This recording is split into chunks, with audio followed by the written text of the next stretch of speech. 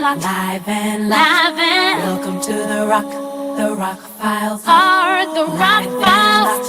Live and lot. This is how we rock. Live and lot. Welcome to the rock. Live and lot.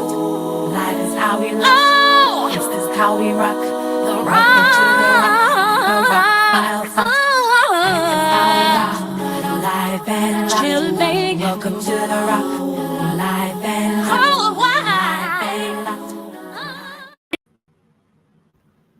Yo, ladies and gentlemen, you are live and tuned into the Rock Files. Nando is in the building already. Salute to Nando. Be sure to subscribe to Nando's channels. You know, okay, we got Nando right from the set, right from the money, right from the jizzab, all that good stuff. Salute to Nando.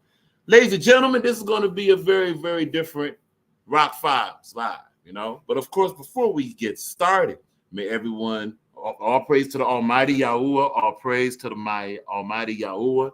For without the Almighty Yahuwah, there is nothing. You know, all praise to the Almighty Yahuwah. And of course, we hope that everybody's having a good and beneficial Saturday night. You know, hope your weekend's going well. All right, let's get to it. It's been a while since we've done this on this channel. Social media scroll. That's right. This is going to be the night strictly dedicated and livicated and focused on the social media scroll. There is a lot we have saved, never covered. Literally, like we have got all this stuff saved. Oh, we're gonna talk about it.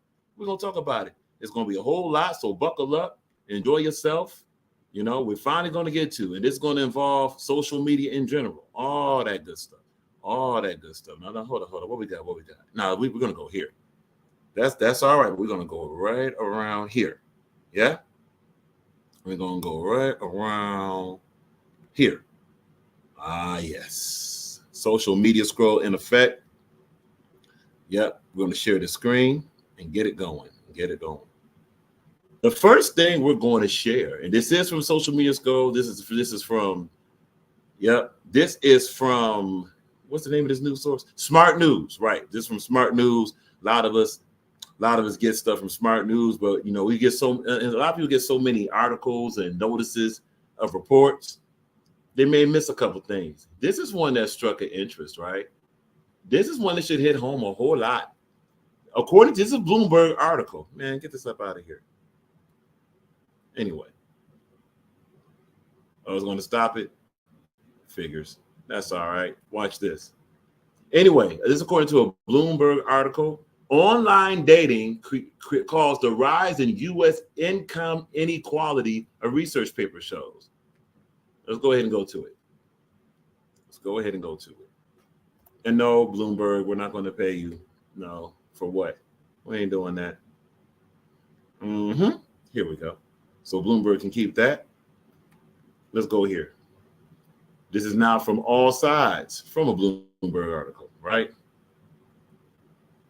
Okay, let's see what happens. If this does what it does. Are we good? No, of course we're not good, because that's one of those type of links. All right, so we're just going to go ahead and just read the partial article. All right. So this is all sides, right? Don't be fooled by media bias, missing. Okay, whatever. Online. And this is as of September 14th, yesterday, right? September 14th, 2024. Online dating caused a rise in U.S. income inequality, a research paper shows. Here's the first part of the article.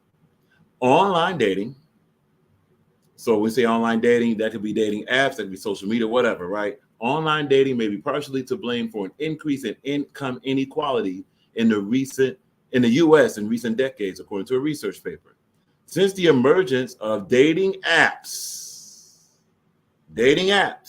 swipe left, choose, and all that. Since the emergence of dating apps that allow people to look for a partner based on criteria, including education, right? Americans have increasingly been marrying someone more like themselves. Now let's stop here. If you ever notice about online apps, they cover a lot of materialistic qualifications, but not a lot of moral qualifications. They try to get it in there with like they'll try to disguise it around political, but they don't really include a lot of moral type of things.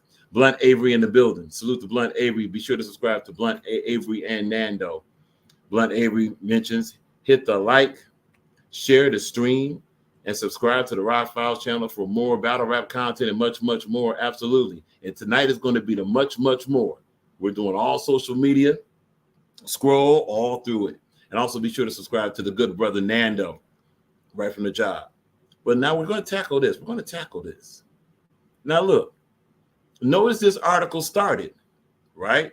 This article started with what? Online dating created a rise in U.S. income inequality. But this part of the article says, since the emergence of dating apps that allow people to look for a partner based on criteria, including educations, Americans have increasingly been marrying someone like themselves. You would think that if they're marrying someone, like legally marrying, by the way, someone more like themselves, why is there an income inequality, right? There should be more of an income equality. So that would kind of mean that most Americans are broke, because if there's the income inequality and they're meeting more people like themselves, then something ain't quite right here, right? Let's keep reading. This data accounts for about half of the rise in income. See right here. That accounts for about half of the rise in income inequality among households between 1980 and 2020, 5 decades. Of course, here you go. Researchers from the Federal Reserve Banks of Dallas and St. Louis and Haverford College found. So something that's supposed to be efficient and something that's supposed to find matches have actually resulted in finding mismatches in income. You know what I'm saying? Something to think about. Also, think about this. When it comes to online dating, as they call it, what's the most important thing about online dating? What are people really looking for, right? Ladies and gentlemen, we are now going to go to this. Still part of social media score, right? We're going to go right to it. Codependency.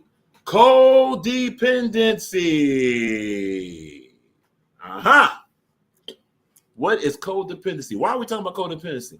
Because right here, we just talked about relationships, right? Online dating, right? A lot of people may believe they're in relationships when actually they're in codependent situations. Now, what is codependency, right? Fancy word for something.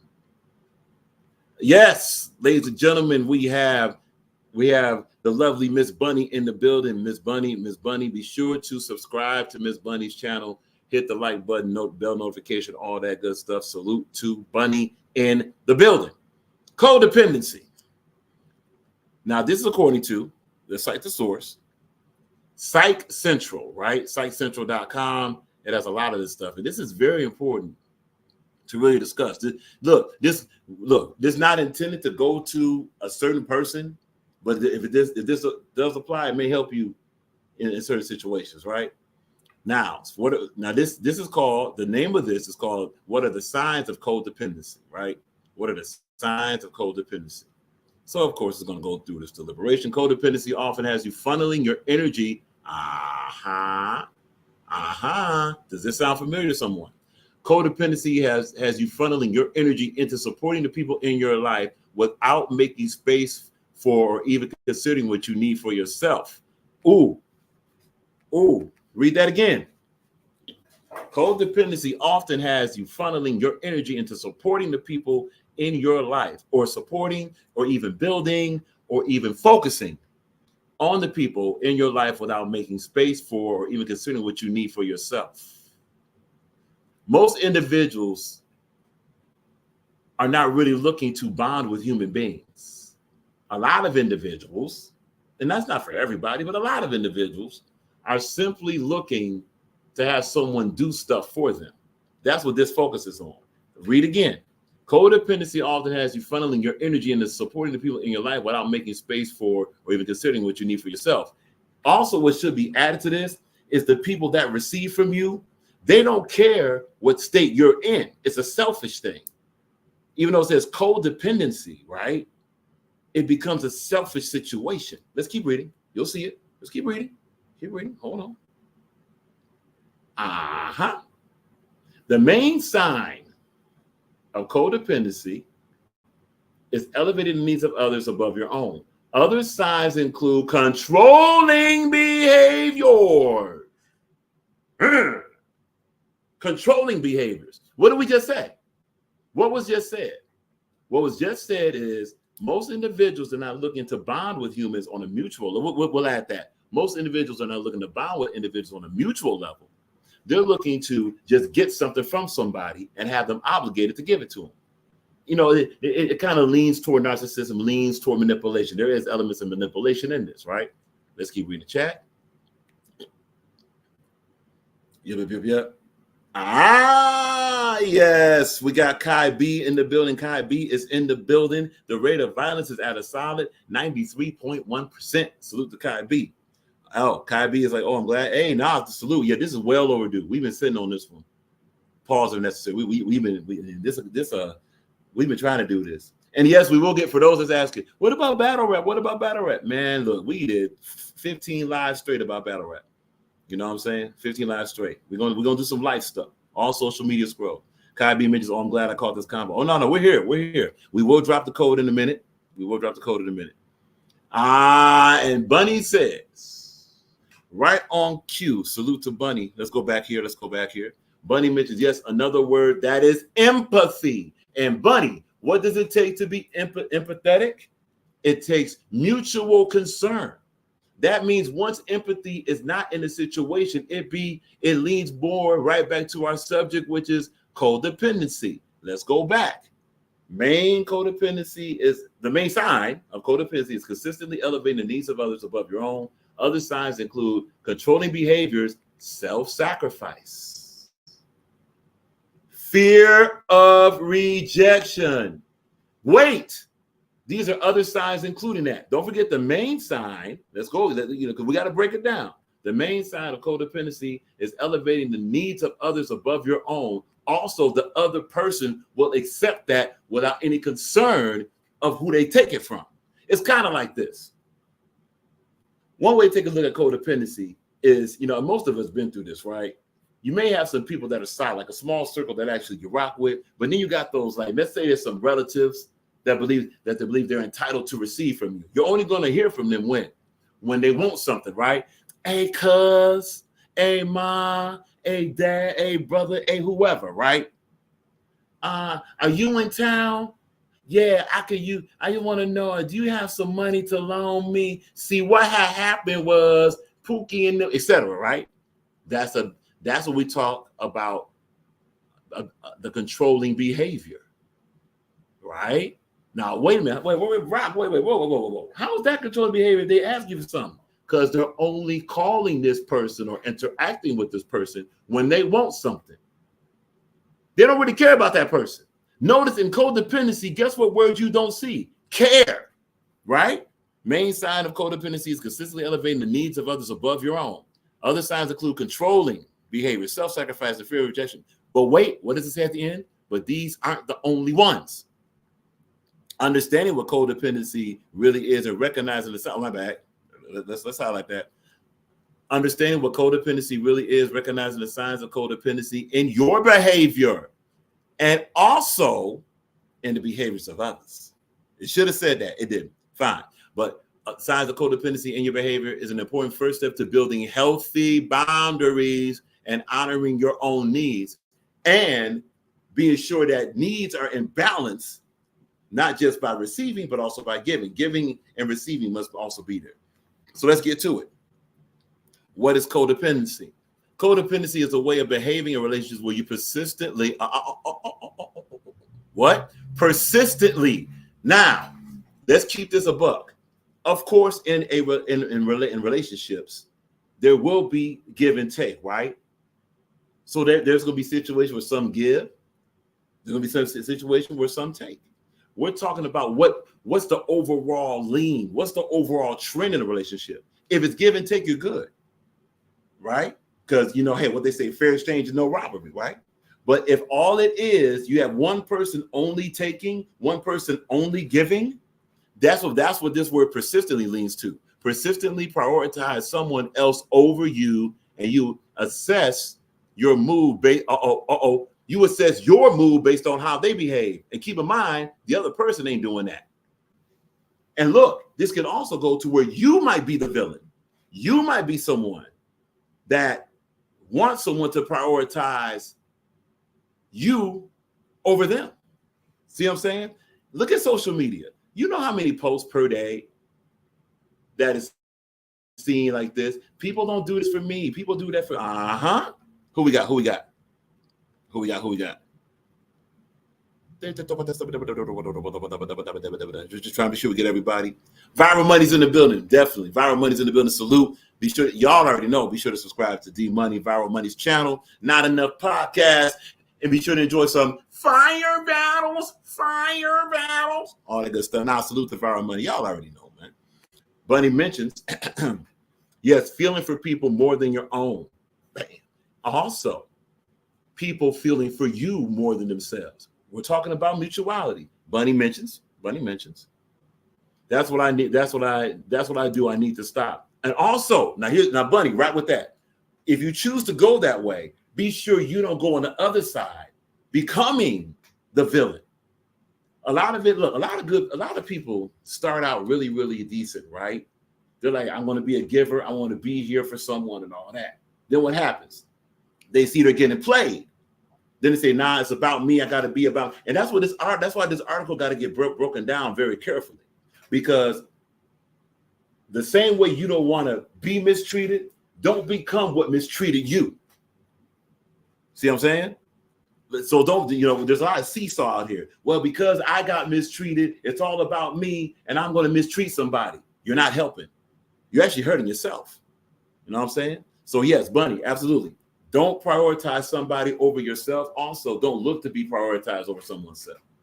Be sure that things stay in balance, give and take. Empathy, as mentioned earlier by Bunny. Salute to Bunny.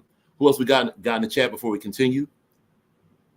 Oh, okay, we got Nando in the building. Nando mentions that's exactly how they sound, right? They do. Dog, it's like, that's why redefining what family is, redefining relationships, even getting like some more tangible definitions over what we've been taught is so important. Because a lot of individuals will take these relative things as entitlement. No, we blood, so I should be able to come to you for something. That's all a lot of people do, right? We blood though. I'm your brother. You're not a brother if you're a parasite. You're not a brother or a sister or a family member, whatever. Like, the thing that's missing a lot of that is family is about mutual, look it up, mutual bond. That means you do, the other person does. You take, they take. You give, they get. And also concern. Noticing the codependency definition, go back to that. Wait, let's hold up a minute. We just want to acknowledge the chat. Okay, wait, Bunny mentions, this is a good one. Bunny mentions, I noticed as I got older, since I'm the giving caretaker, I never had a person in life to do it for me. Right. So that means, Bunny, you have to be a part of letting that become a standard. And look, this is just a discussion. We're not here to give orders. This is not a Dr. Phil session. It is not. But this is a topic to discuss and also provoke some thought. Individuals are more than welcome to read the article. But what could help is that as you search for that, if that's something you want, continue to be the giver, but be a giver intellectually. Go in layers. We'll get there. Loso's in the building. Salute, Loso. Loso's still a liar. Salute to Loso. Loso's taking notes. Salute. We got 3-round clip in the battle. What was that? We got 3-round clip in the building. See that? This is a battle rap channel. We got 3-round clip in the building. Salute. Yes. Bunny. Codependency can also be a substance like alcohol or drugs. 100%. But Bunny also mentions, but codependency is selfishness. Bingo. And with selfishness, that's where the relationship dies. Here it is. This article will say it. Let's go here. Let's go back. This is from Vicky Botnick, A Marriage and Family. Okay, explain the codependency also. Oh, Bunny, here you go.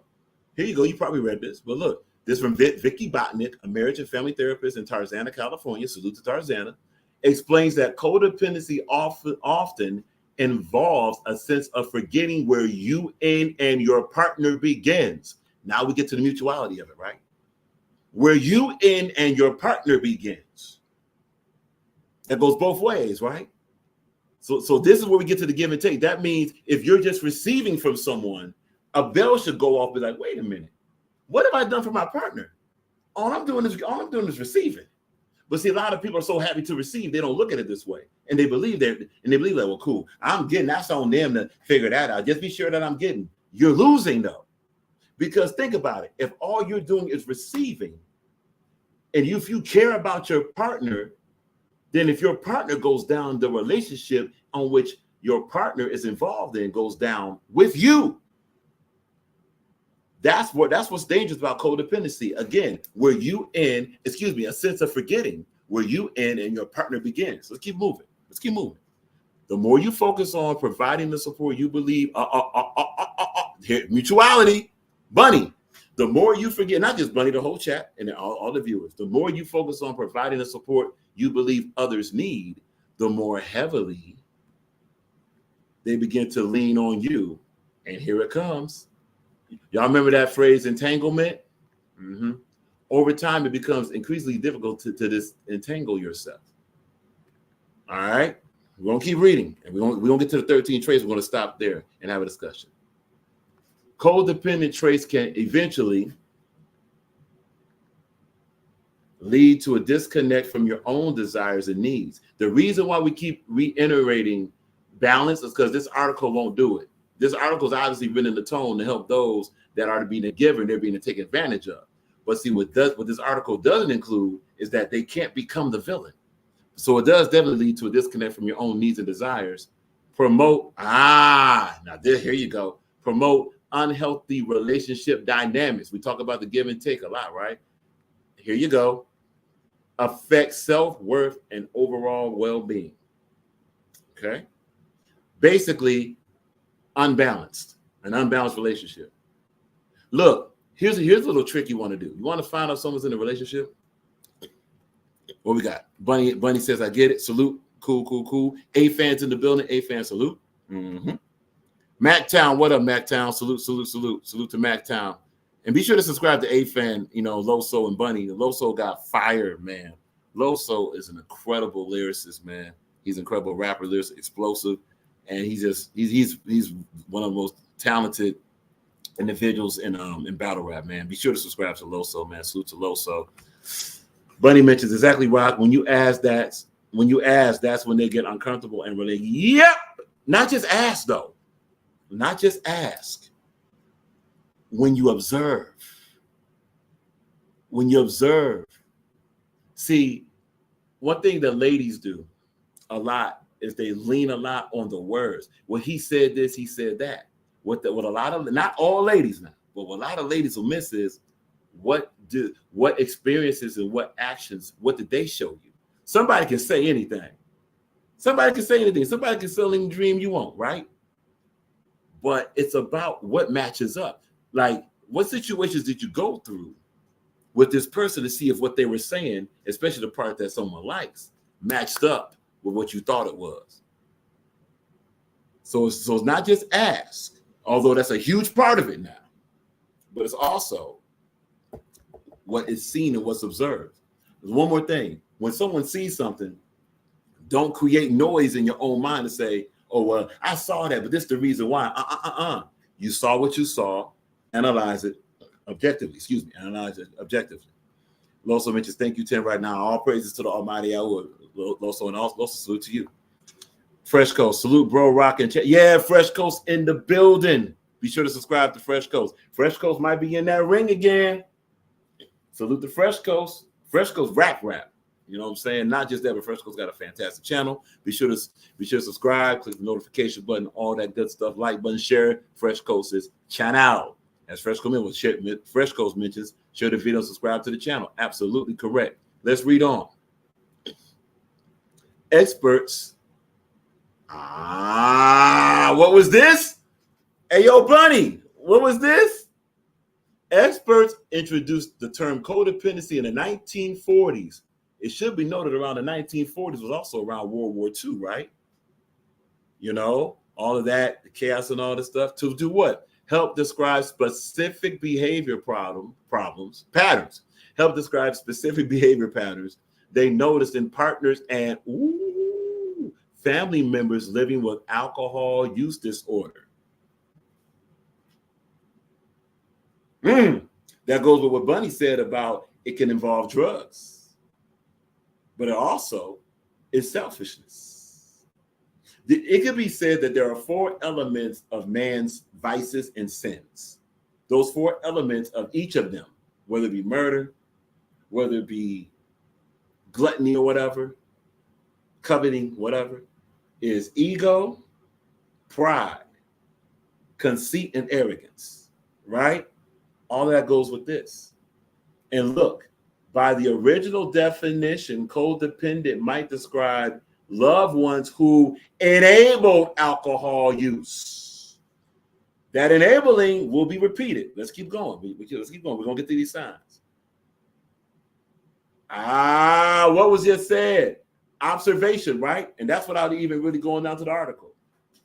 Not just asking, but observing. Some of these signs included making excuses, hiding the alcohol use, and protecting the person from any fallout or consequences of their actions. That goes back to when someone shows you something. Maya Angelou is most noted for what? When someone shows you who they are, believe them. Watch this. When you see actions of who they are, don't try to decode it. The action is right there. Address it. Take the note. Take the note. See that? Bunny, right on cue, right? We got Truly. We got Truly Finger, also known as Golden Lace, in the building. Truly, what's up? What's up? We welcome you. Yes, we will be dropping the code. Just want to go over this. We're almost there. We're almost there. Patience is a virtue. Now, ready? So that tells you the history of codependency in the 40s, right? Let's keep going down. However, today experts agree that codependency has a more nuanced and complex, has a more nuanced and complex meaning and can show up in what? Many situations, not just ones involving substance abuse. So the same thing that began as an alcohol use disorder has now evolved to explain a psychological disorder or a relationship disorder. And notice the word disorder just simply means out of whack, chaotic, toxic, right? Let's keep going. And then we're going to skip after this and go right to the 13 signs.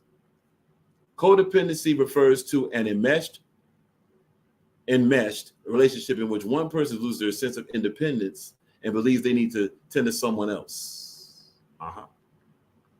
And also the reverse of that is codependency also refers to when someone's only receiving and believe that they should be tended to while they don't tend to in return.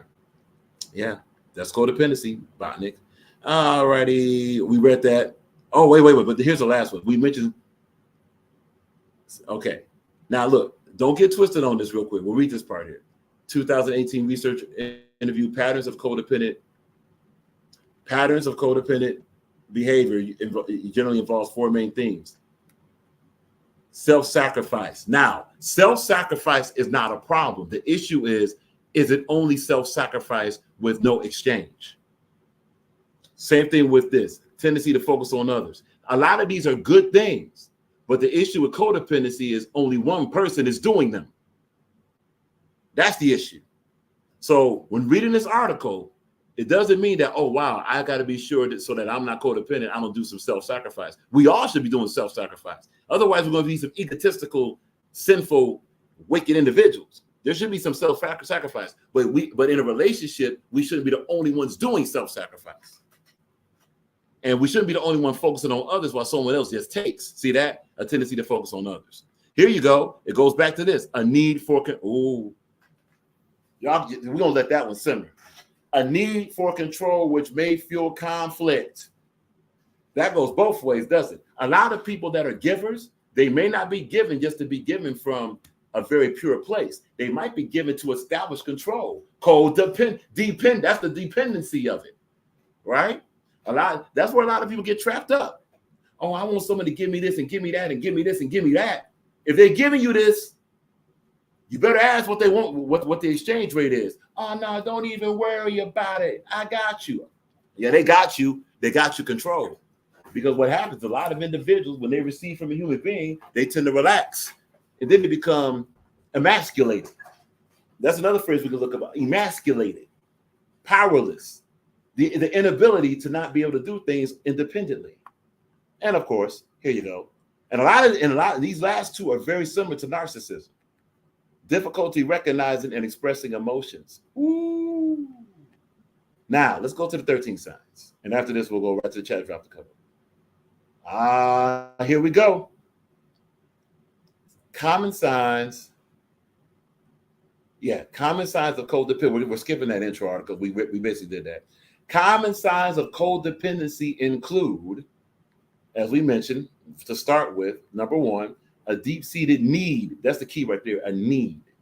A deep-seated need for approval from others.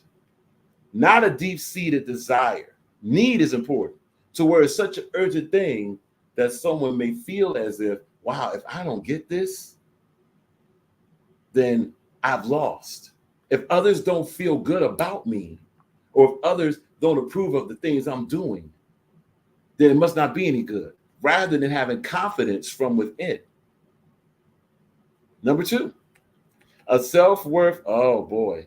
It's number two is related to number one a lot. Self-worth, or would you say worth, that depends on what others think about you. So that's two. Let's keep going. Let's keep going.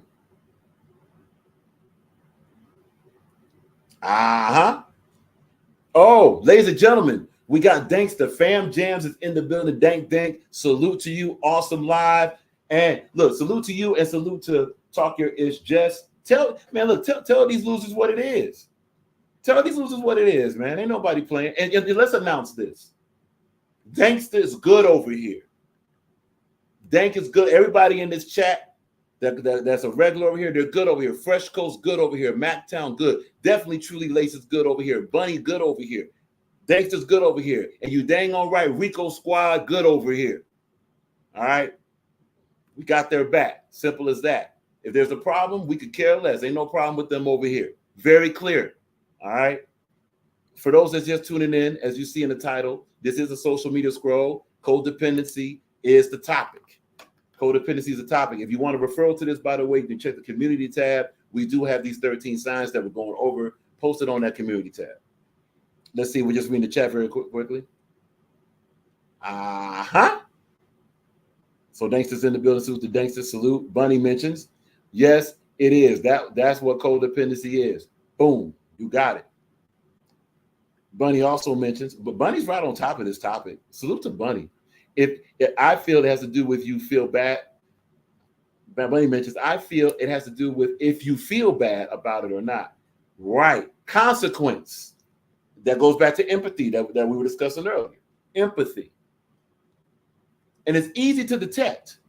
Patterns. Energy. We'll get to it. You probably reading ahead. It's probably right there, right?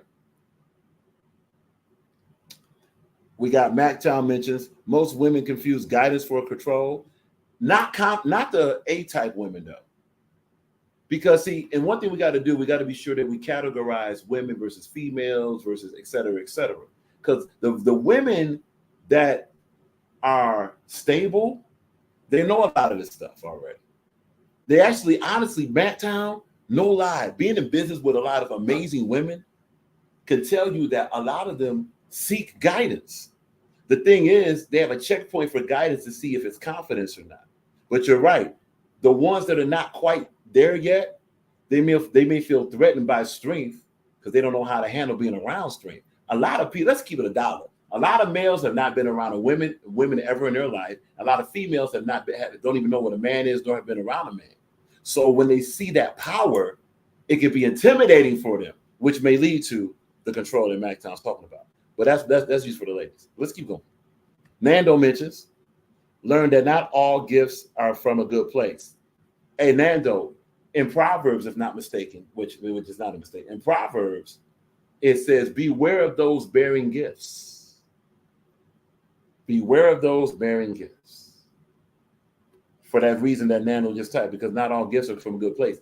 Honestly, what a lot of people look for from people should only be looked for from the Almighty Yahuwah. That, you know, most people say God, right? The reason why, if you ever want to know why we're very specific about saying Almighty Yahuwah, is because Yahuwah was the first name of the quote unquote God, in that sense, that the Hebrew Israelites worship. And that's who we worship over here, Yahuwah. This way, look, just because people say God, they may not be talking about that. Look, there's some people's God who's a rock out here. There's some people's God who's a fish and weird idols and demons out here. That's why we're very specific to say the Almighty Yahuwah. There's those that say Yahweh, cool, you know. That's, if I'm not mistaken, that's the second name. There's those that say Yahushua or Yahshua. You know, now Yeshua is Messiah. You know, as long as it's specified and it's in that, you know, Hebrew Islamic. Let's see, Islamic. Wow, in that Hebrew line. That's what we're talking about. But that's where the gifts actually come from. You know, Loso mentions facts 10 rock salute. Truly, yep, truly has been. Truly, salute to Truly. Truly has been rock the codependency. This is the perfect night to do it. Because obviously, let's be honest. The rest of this week, if we don't do it now, the rest of this week is going to be about the Thursday, Friday, and Saturday coming up. You know what I'm saying? So salute to Truly. Yes, we will be dropping the code. We just want to get to these 13 signs. We'll drop the code, and we'll still continue the social media scroll. Those mentions talk rock. Salute. Kai B said I said the same thing. Here we go. Yes. Fresh Coast. Slowly but surely, I educate y'all on my music, but I'm happy y'all appreciate my gift and creativity. But now y'all really get to build me. Hey, Fresh Coast, we're here. And look, if there's anything we can help, you know, as far as a community or even as far as Rock Files channel, let us know. If it can be done, it will be done. Not gonna say we can do everything, but at least we're here to have the conversation to help. Kabi mentions Kabi mentions that Rock is talking tonight. Nah, this the article. Anything you hear positive, that's Almighty Yahuwah. Loso, deep-seated pause. No doubt. Loso, ain't nobody deep-seated me. Hope not, Loso. Yeah, we don't want to hear about Loso getting deep-seated. No. We got this. Yep. Kai B caught it. Kai B mentions need implies dependence upon. Boom. Need this. You got that words. Look, a lot of people complain about some semantics, right? Semantics are we're not talking about semantics used to cover up something. We're talking about semantics as far as defining properly the words that are spoken. Like words are programming. Okay. That's conditioning of the mind. So if someone says, well, I need you to do this, watch the manipulation. Because need is like, well, dang, will you die without it? If you won't, you don't need it. That's just one of the ways to measure that out. Anyway, we're just talking. Thanks to mention here. Oh, they say, yeah, I talk my ish tonight. You should, hey, yeah. And thanks to every word you say is supported. What we got? Thanks to Rock, 2 hours and 3 minutes. Rock high. Let's go. I hope you run it back. Oh no, we got you. We're probably going to as a channel, probably going to watch it in private first, you know, and then go ahead and dig around it. Oh boy, pause. Can't say dig around it. And probably you know, like watch around it also. We'll leave it like that. Trio Lace, heavy on the patterns. Have to. People look, a lot of people says, yeah, but these people are so good at lying about it. That's because individuals ignore what's being shown to them. A lot of individuals look for extra answers, and the main answer is right in front of you. Here's one example, right? And then we're going to read the rest of these common signs after we read the chat. Let's say this is something real basic. Hey, I want to know if someone's interested in me, but they never call you. When you do talk, it's dry, and you're the only one that wants to be having a conversation with them. Guess what? They don't like you. They're not interested. But how do you know that?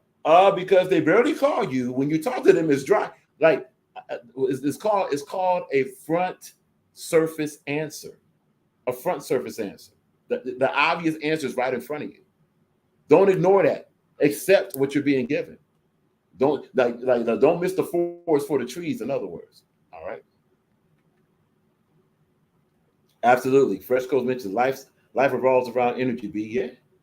Oh, we got the legend Jules. Jules Gaming Lounge. Y'all, look, honestly, without brothers like Jules, without brothers like, I'm sorry, without channels like Jules, without channels like Adept HNIC, we said this a lot. It's been a while since we said it. Without channels like Viral Money, Jules, Content Cartel, Snack King Cole, DNA Tooth, Battle Rap Bodega, Stizzy Davis.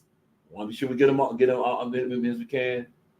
Adept HNIC, absolutely Adept HNIC. Did we get it? I think we got it. Without channels like that, there'd be no Rock Files, man. These were the brothers that let a brother come on the panel and kick it, and they encourage the existence of the channel. So salute to Jules, man. Be sure to subscribe to Jules Gaming Lounge. MacTown, I feel you, man. Salute. Bunny mentions. That's true, Rock. Okay. Bunny mentions, that's true, Rock. I'm hard-headed. I just started listening when I turned 30. Look, Bunny, straight up. We're all on a journey, man. We're all on a journey.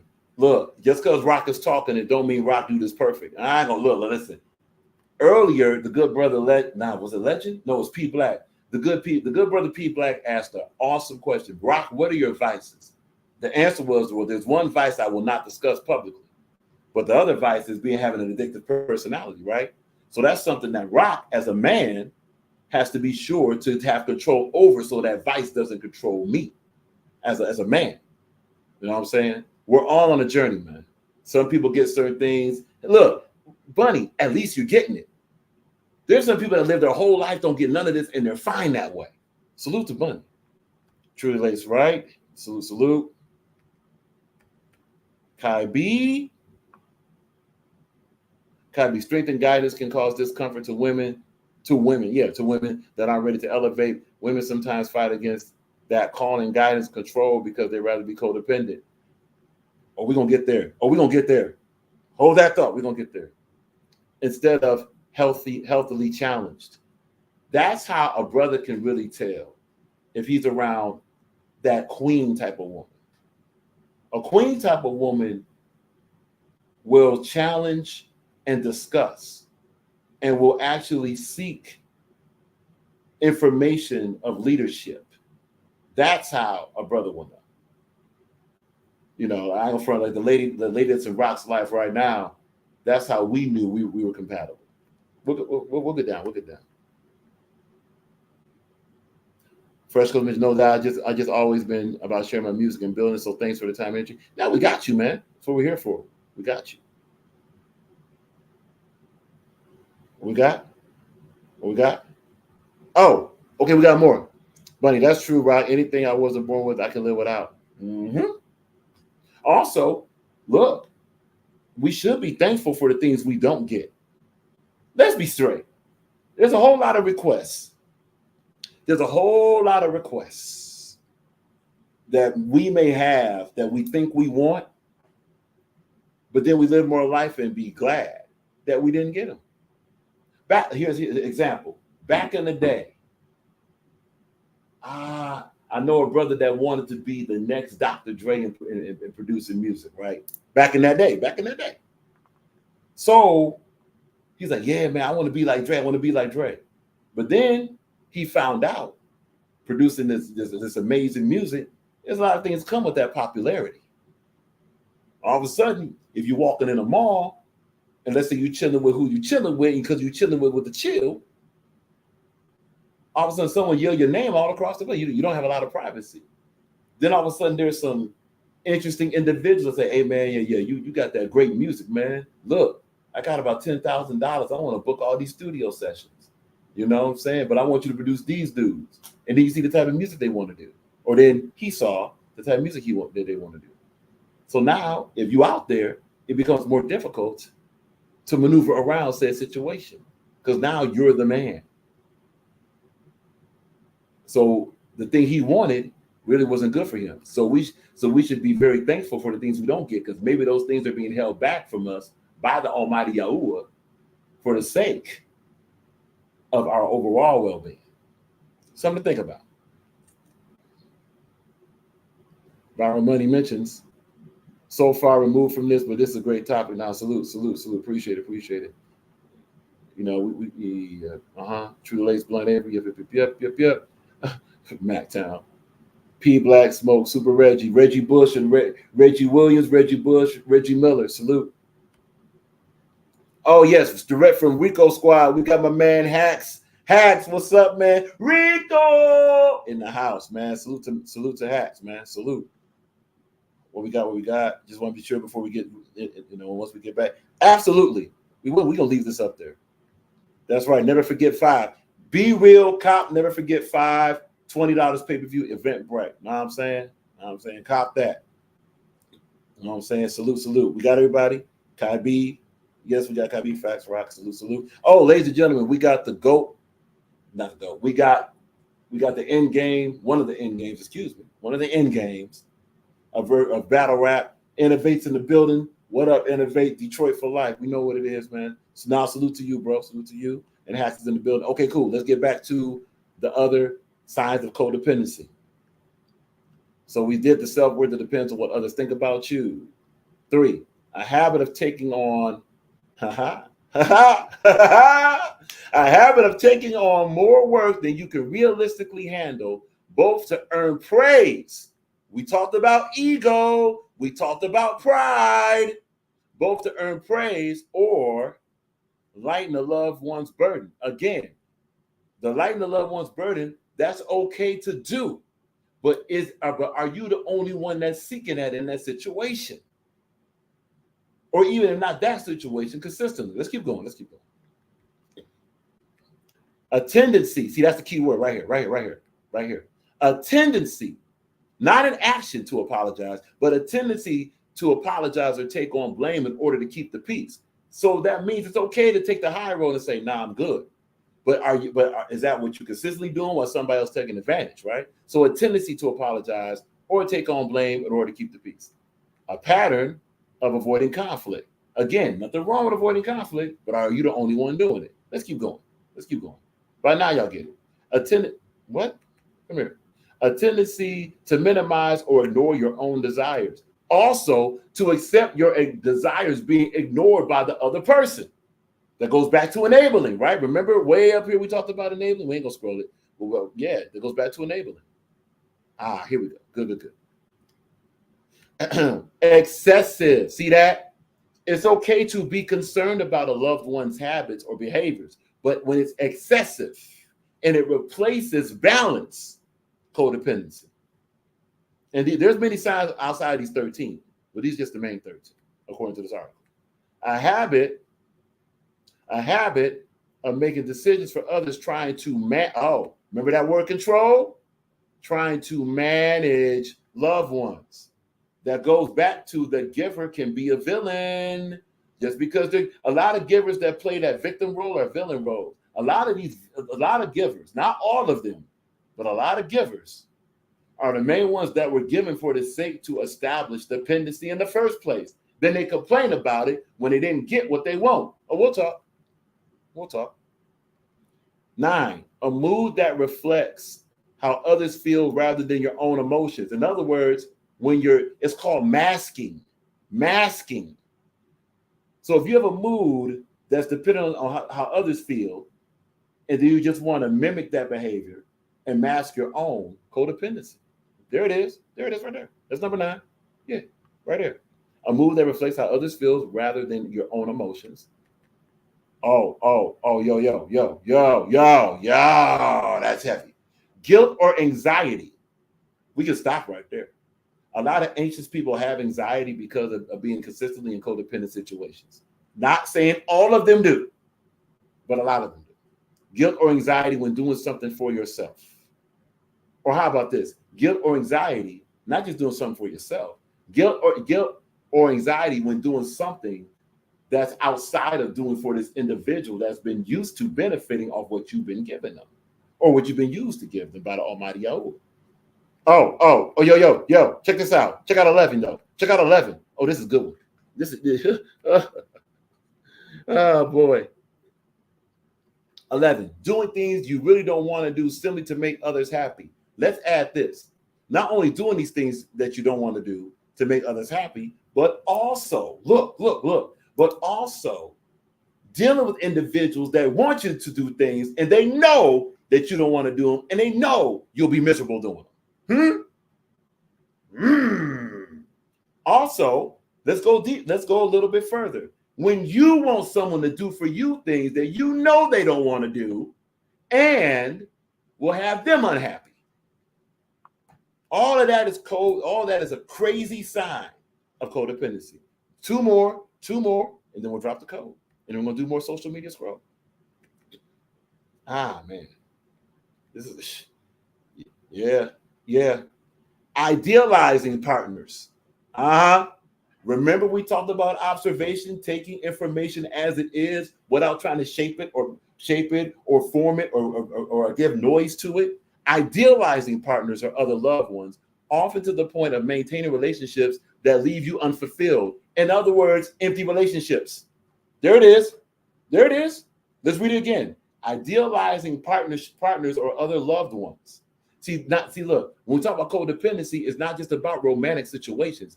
Codependency can be family, friends. It can be business associates. And yes, including romantic situations, right? Idealizing partners or other loved ones, often to the point of maintaining relationships that leave you unfulfilled. And also, if you're the villain in it, that leaves the relationship unfulfilled and it leaves your partner unfulfilled. Because codependency, ladies and gentlemen, here's the mic drop moment. Because codependency is a fake relationship. All the words that's being used, I love them. And then you ask, you ask the question that is a dangerous question to ask, right? Why do you love them? They do this, they do that, they do this, they got this, they do this. You don't love them. You're codependent. Because do, and guy having stuff, that's not who they are. That's what they do. You can really tell who cares about someone based off their response and the verbs involved. We'll get there. Last one. Overwhelming fears of rejection or abandonment. Basically, afraid to be alone. So you'll do anything so that they feel good because you believe you can't live without them. How many R&B songs have we heard? How many pop songs? How many songs, period, have we heard? Baby, I can't live without you. I need you, baby. I'll die without you. Are you crazy?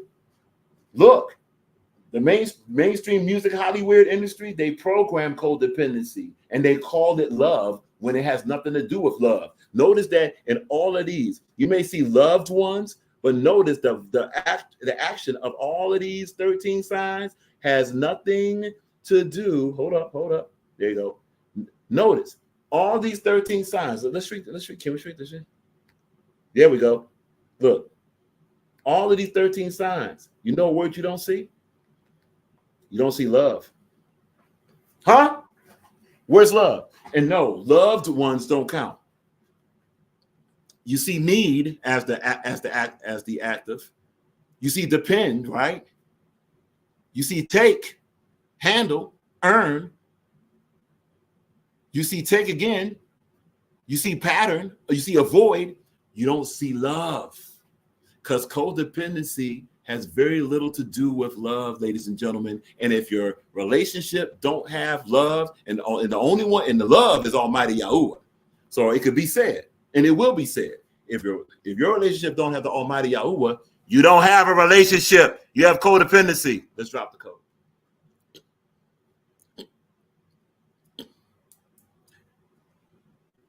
Actually, Bunny, you know what's funny? But that's the reason why I was written like that, as far as 13 being bad or whatever, and wicked, because codependency is a wickedness. It fits. Let's drop the code right now. We're going to pin it once we can. Please bear with us. We see you, Innovate. We're going to read it in a minute. We see you, big bro. We got you, bro. Got you. All right, let's read some comments too, and we're going to be doing more social media scroll. So again, as far as the codependency, it's on our community tab. Go ahead and review it. These are the 13 signs of codependency. Again, we're not here to tell you how to live. We're just going to encourage you to think about how you live. Okay? It's up to you. Code is now available. Let's read up from here. Yes. Once again, don't forget that this coming weekend plus Thursday, Cyber Bullies. Friday, Never Forget 5. Saturday, US versus UK, Gulag 3. Don't forget. Of course, we'll Never Forget 5. That's a pay-per-view event, $20. Eventbrite. That there is the code right there for that. We have the code dropped. We're gonna pin that code in a minute. Okay.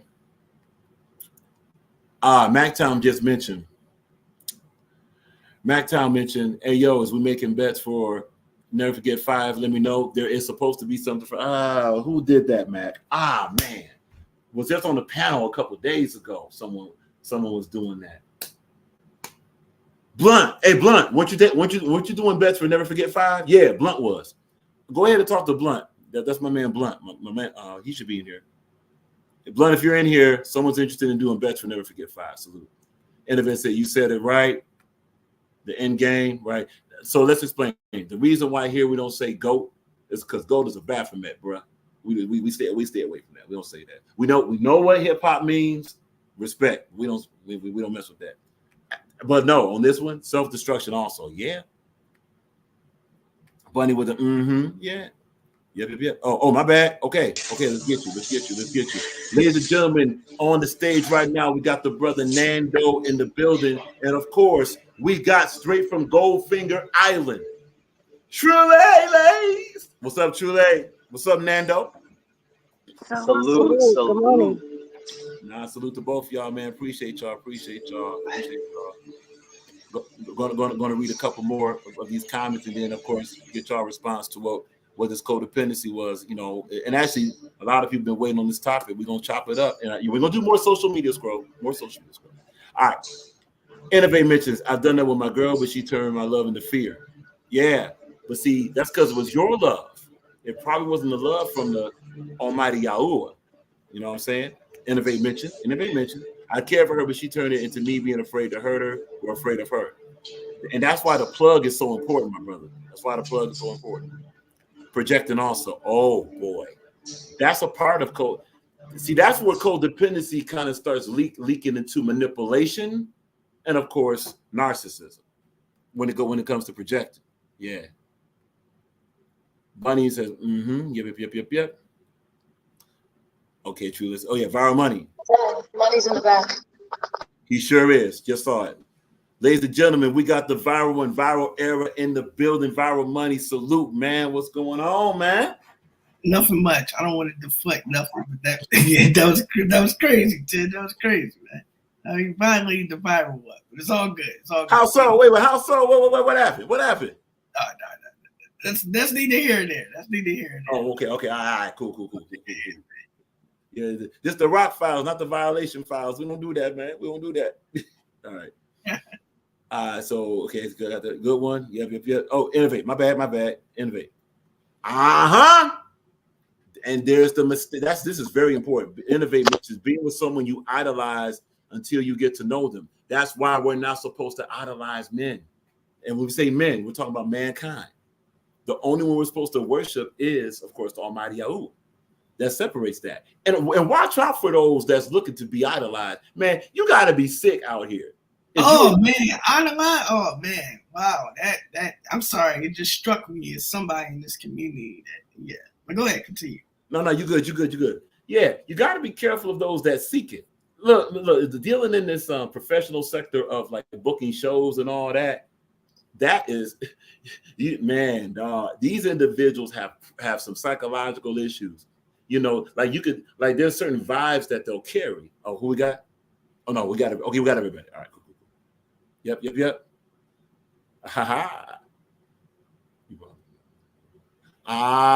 Got it. Okay. But yeah, there'll be a lot of individuals that just because the world has given them a title or the world has given them money or the world has given them what the world calls the standard, these people really buy into it.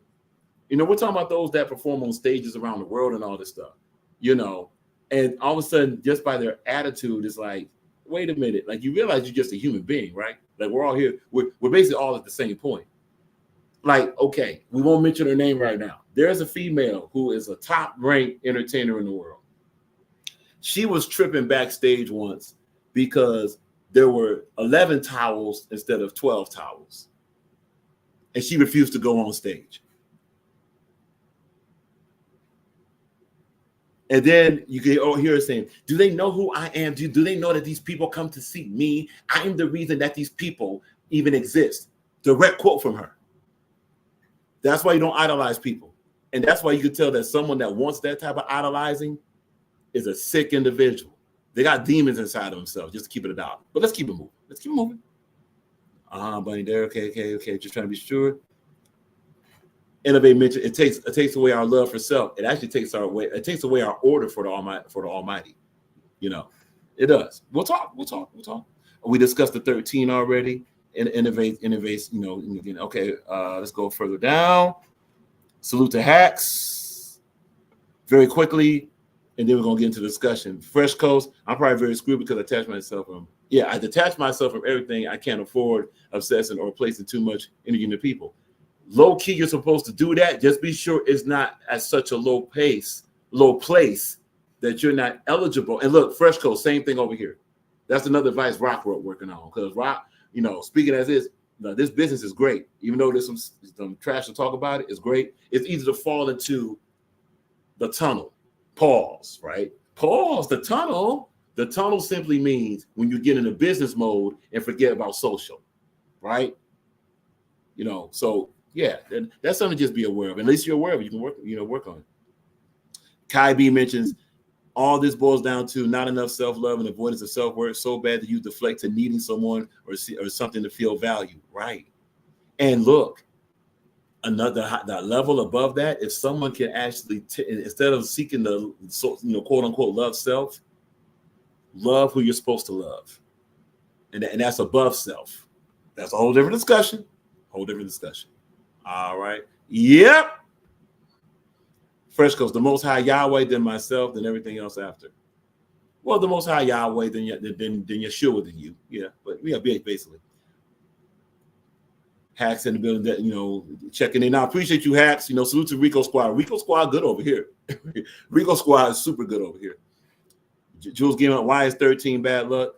Because 13, the number 13 has an association with witchcraft, and it was funny that witchcraft uses that number to do quote unquote sorcery, and the bad luck part is nasty, isn't it?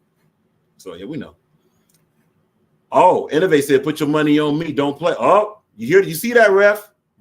You see that? Okay, it's not a game. It's not a game at all. We're just trying to get to the comments in the chats and then get to the panel. Okay, so Blunt, Mactown, talk to Blunt. Blunt is taking bets on Ref and OG. There it is right there. Ref and OG. All right, cool. Yes, go right ahead. Sorry. No, you good. Go ahead, please. I was trying to see it was. But no, I think like this is a great topic to get a lot of people's point of view on it. So like continue in the chat, guys. Like we need All right, cool. Yeah, we only got a couple more. Blondie mentioned they do shift blaming. Yeah, they do. And the reason, one of the reasons why they shift blame, Blunt, is because people are really, we'll say this, the majority of people, the masses, are really into ego too much. Think about their complaints. What's their complaints? I didn't get something from somebody, right? Imagine if they were more balanced, they wouldn't be looking to get something from somebody. A lot of individuals don't succeed in life because they want to plug themselves into a person where they should be plugging themselves to what can provide for them. Like it's weird when individuals say, well, I'm looking for someone to provide for me. You're supposed to be the provider. That's not accurate at all. The provider is the only one who provides. The provider is the Almighty. The most someone can expect is to have a vessel that's with the Almighty that provides through them to their situation. But wait, they got to be with the Almighty too. My bad. That's too much preaching. Let's keep it moving. Too much preaching. All right. Innovate's a fool. Hold up. What? Hold on, Rock. Hold on, Rock. Hold on. You just said something. You just hit a bar right there. Because it's true, there is no love without the Most High. And one thing that I know is that when two people have the Most High, now they have a common destination, which is the Most High. So if both of you worship the Almighty, then you both will be on the exact same path. The Almighty brings you, yeah. No, you hit the nail on the head with that one, Rock. You know what's funny, Nando? Think about what you just said. That's actually divine order, my brother. Divine order in scripture is Almighty, Almighty Yahweh, right? The Messiah Yeshua, believing man, believing woman, and offspring. For that reason, this way now, when it's ordered, it's balanced. That's why that divine order is so important. Because now it won't be this confusion. Also, that order doesn't just speak of power, it speaks of responsibility. So if you do it in reverse, who's responsible for the offspring? Okay, well, the first responsibility of the offspring is the believing woman, but it's also the believing man, the Messiah, Yeshua, and the Almighty. Well, who's responsible for the woman? Here you go.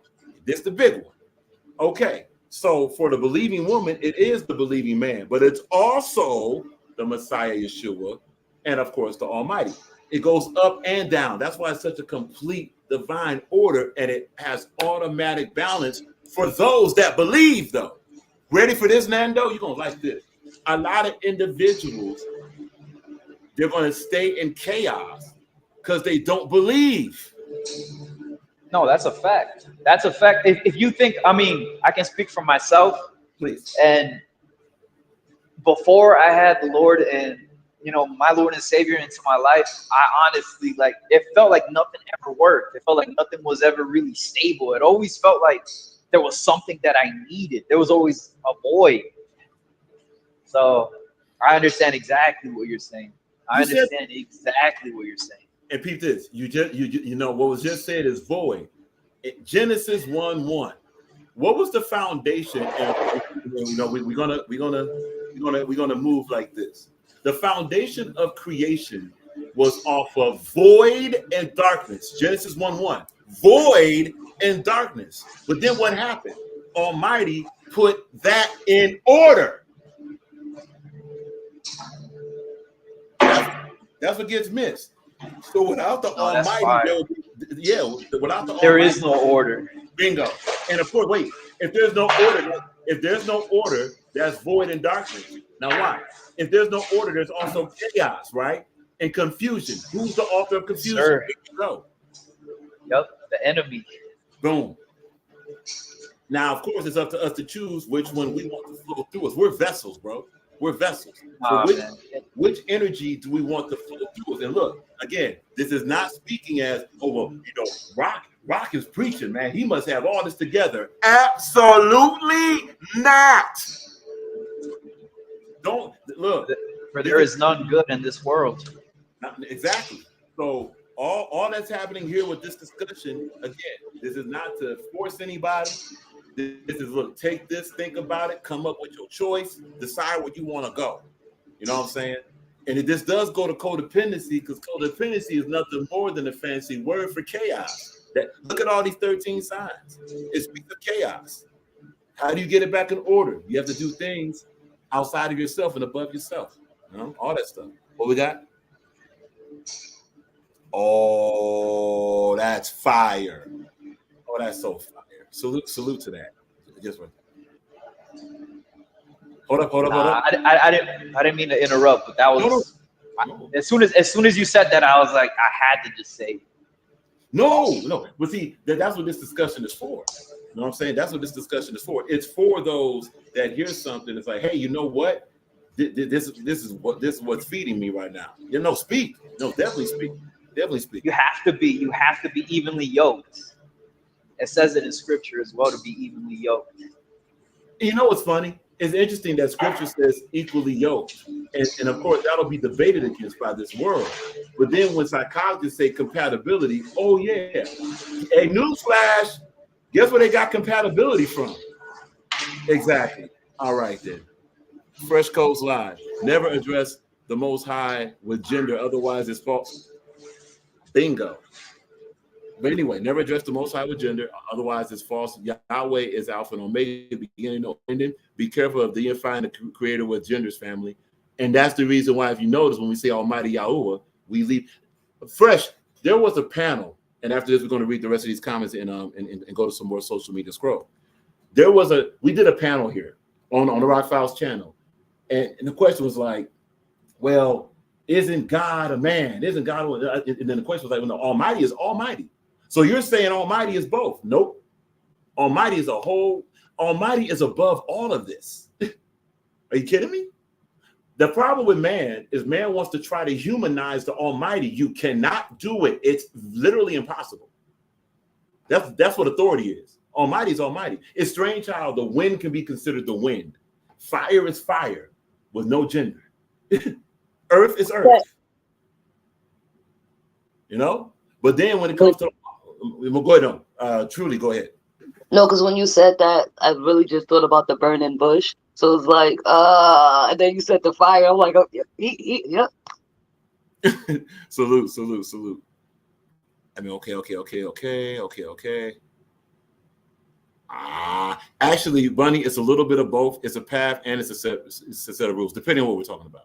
Oh, we got B in the building. Absolutely, be sure. That's another brother. If not for get your bars, get your bars up. Your bars ain't up enough. Salute to BA. But if not for, get your bars up media, another look, man, I know a lot of the Get Flowers stuff started over here. The reason why is because it's important to have balance, right? Nothing happens by itself. BA with that channel was one of the first ones also that said, hey, Rock, get a channel, right? Here we are. BA mentions out of chaos comes order, but order came first, though. Order was first. So watch this. If order was followed, chaos wouldn't be necessary. Oh, yo, we got Jay in the building. Salute to Jay. Hope you having a good. Jay, hope you having a good Saturday night. Was not a good sports night in Detroit. Not a good sports night at all. But salute to Jay. Oh, yeah, be sure to subscribe to Jay. If not mistaken, Jay and Rock are supposed to be doing the show together soon. Look out for that. If not mistaken.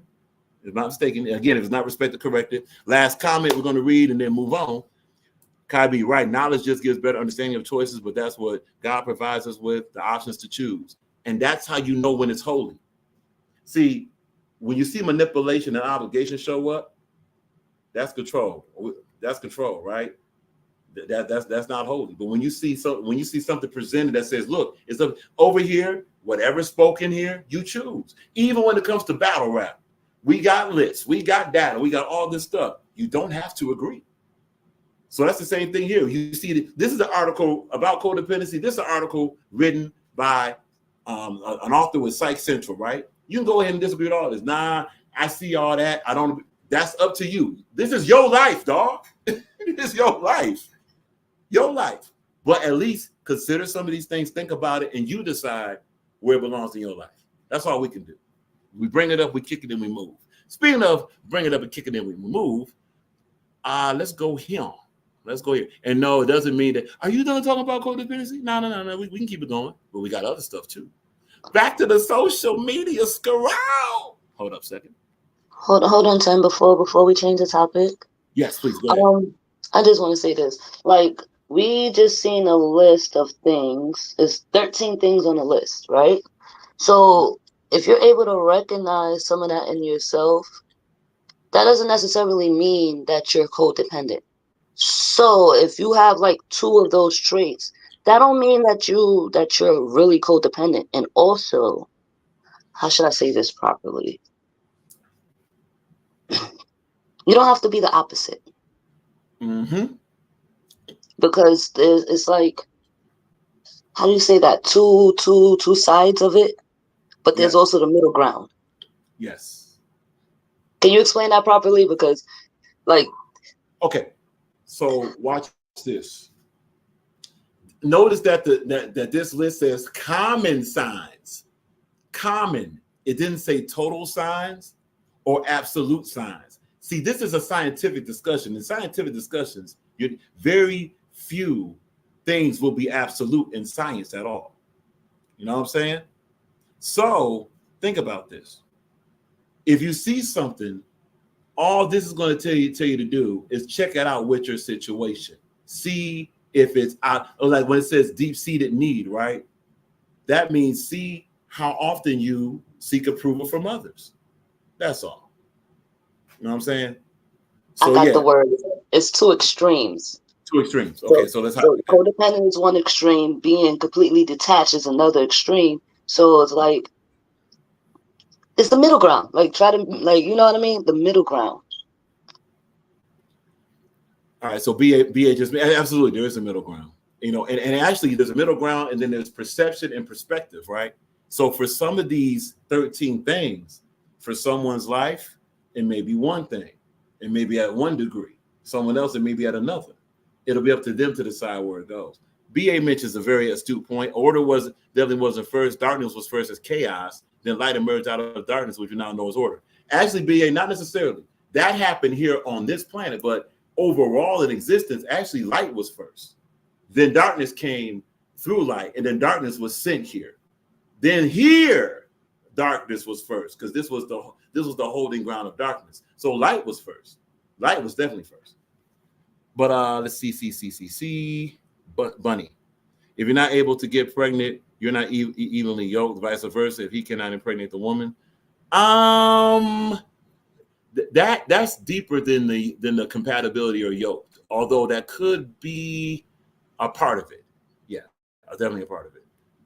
Jay says facts BA. Okay, cool. Fresh Coast. When I was studying Dr. York in the Nawapian Nation, yes, he also addressed the Most High as the All, which kind of less than two words describes the Most High Yahweh. Yes, it does. Pandemonium. Yeah. Oh, yeah, just want to be sure. Pandemonium. Oh, BA mentions, where does it mention in any text that light was first? When it says in the beginning, what was the word, and the word was with God, and the word was God. So the beginning was the Almighty, and the Almighty is nothing but light. That is John 1:1. So the Almighty is automatic light. That's where it mentions it. Let's go to here. Here. Hello. Oh, there. Okay, cool. Not yet, bro. Not yet. That's one thing about doing social media scrolls. You get a lot of messages. Hey, here's something. And if not mistaken, D Money may have mentioned this on his platform. We're going to mention it right about here. They better not have this stupid stuff. Of course they do. You know what? Tell you what. We're going to do this. We're going to the next topic of the social media scroll. And we're going to do it like this. And Thank you.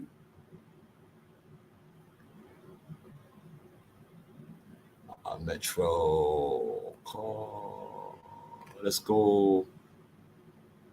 Oh, fine. We'll go here. We should be able to swap it here. Yeah. Yep, we got it. Please, let's have it. Yes. Good. Get up out of here. Everybody say hello to StreamYard. Hello, StreamYard. All right. So, as mentioned before, for those that follow wrestling, yes, it is official. It is official. WWE has signed greatest tag team ever, quote unquote. And of course, they just happen to be, they're from a place. You might be familiar with it. It's a place that has a Renaissance center. It's a place that got national champions. It's a place that got rock. Oh man, it's a place where they got a team that failed at getting to the Super Bowl last year. But we got the. It's a place that's basically won everything except for Super Bowl, and it's going to change this season. The Motor City, not the Philly City, not the New York City, not the West Coast. The Motor City Machine Guns have signed with WWE. Alex Shelley, Chris Sabin have signed.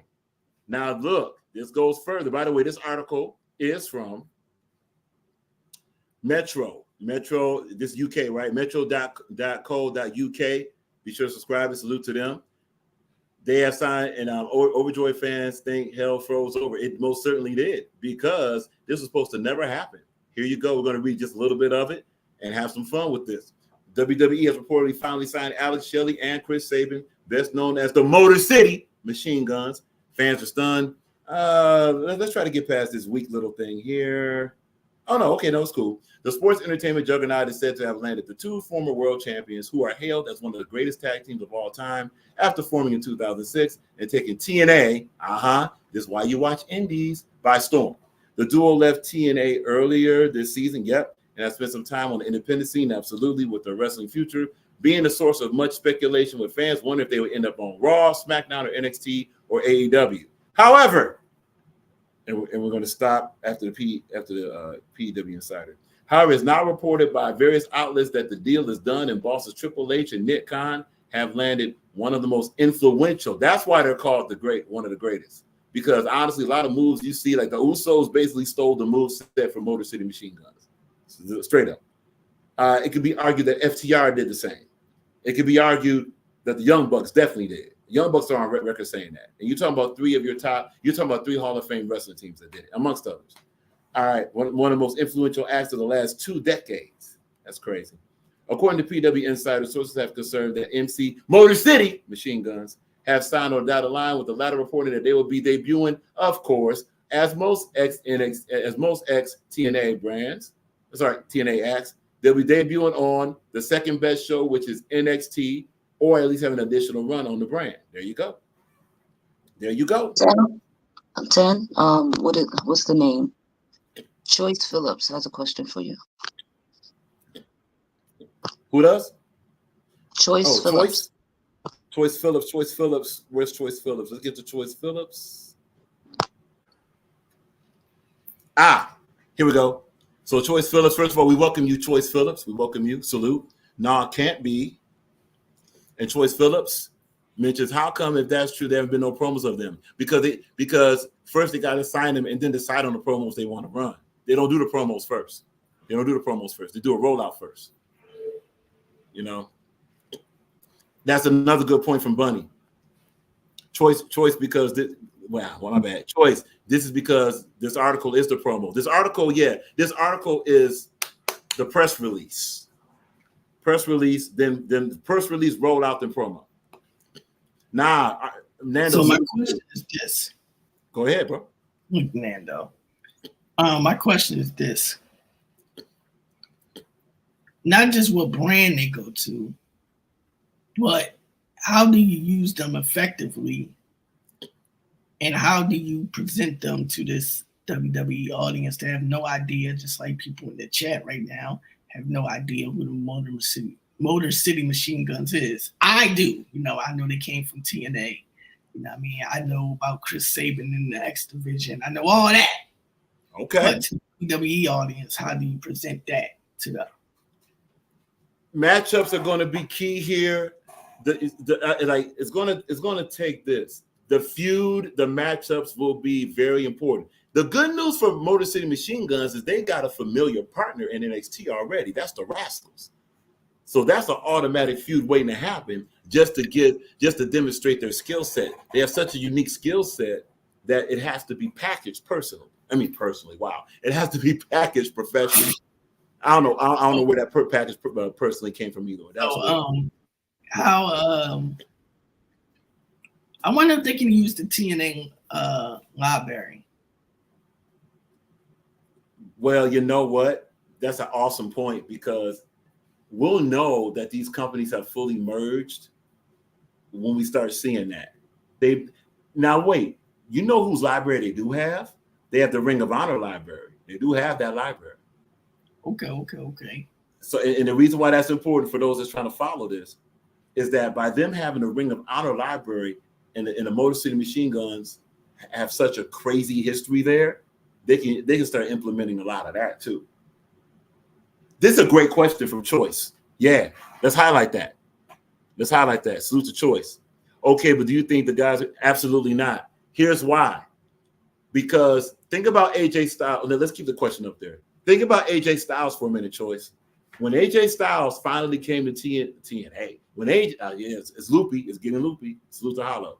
when AJ Styles finally came to WWE, they immediately put him in a title run, which means that they got the most out of him early before the fall off happened. It's the same thing they can do here.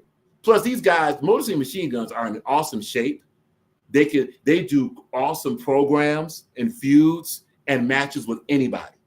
All of their matches have ranked, if not mistaken, at least a 3.5 star higher for their whole career. They haven't had a dud match ever. So as far as the technical age per se, they would be, but as far as their conditioning, as far as their promo, and as far as their energy, not at all. Not at all.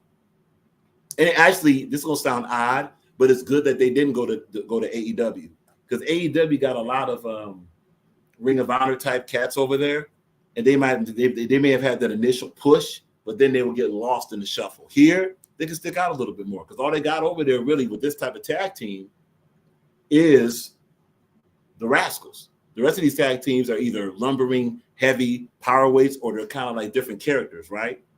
So there you go. Oh, they also got Axiom. Who's that? Axiom and Nathan.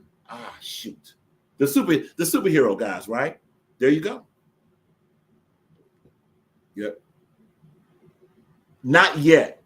Choice is on fire. Go, Choice. Do you think these guys can beat the New Bloodline? They're not going to get into the program with the New Bloodline yet. Not yet.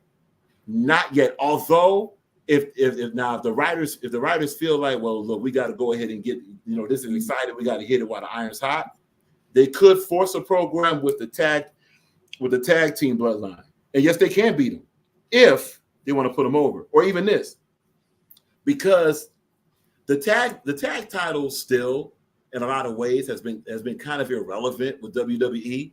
They can have those tag titles go back and forth as often as they want. It's not like the single titles where they can't do that or they'll ruin a person's career. So if they were to have a feud to where, remember how the New Day and Usos were feuding, Choice? They could have that with the Bloodline and Motor City Machine Guns. But how soon? Not sure. Not sure. Great question. Yeah, I think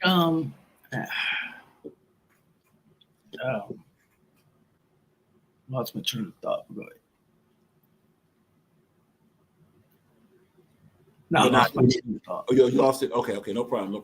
But this is huge. For those that are into wrestling, this is a huge deal. This is a huge deal.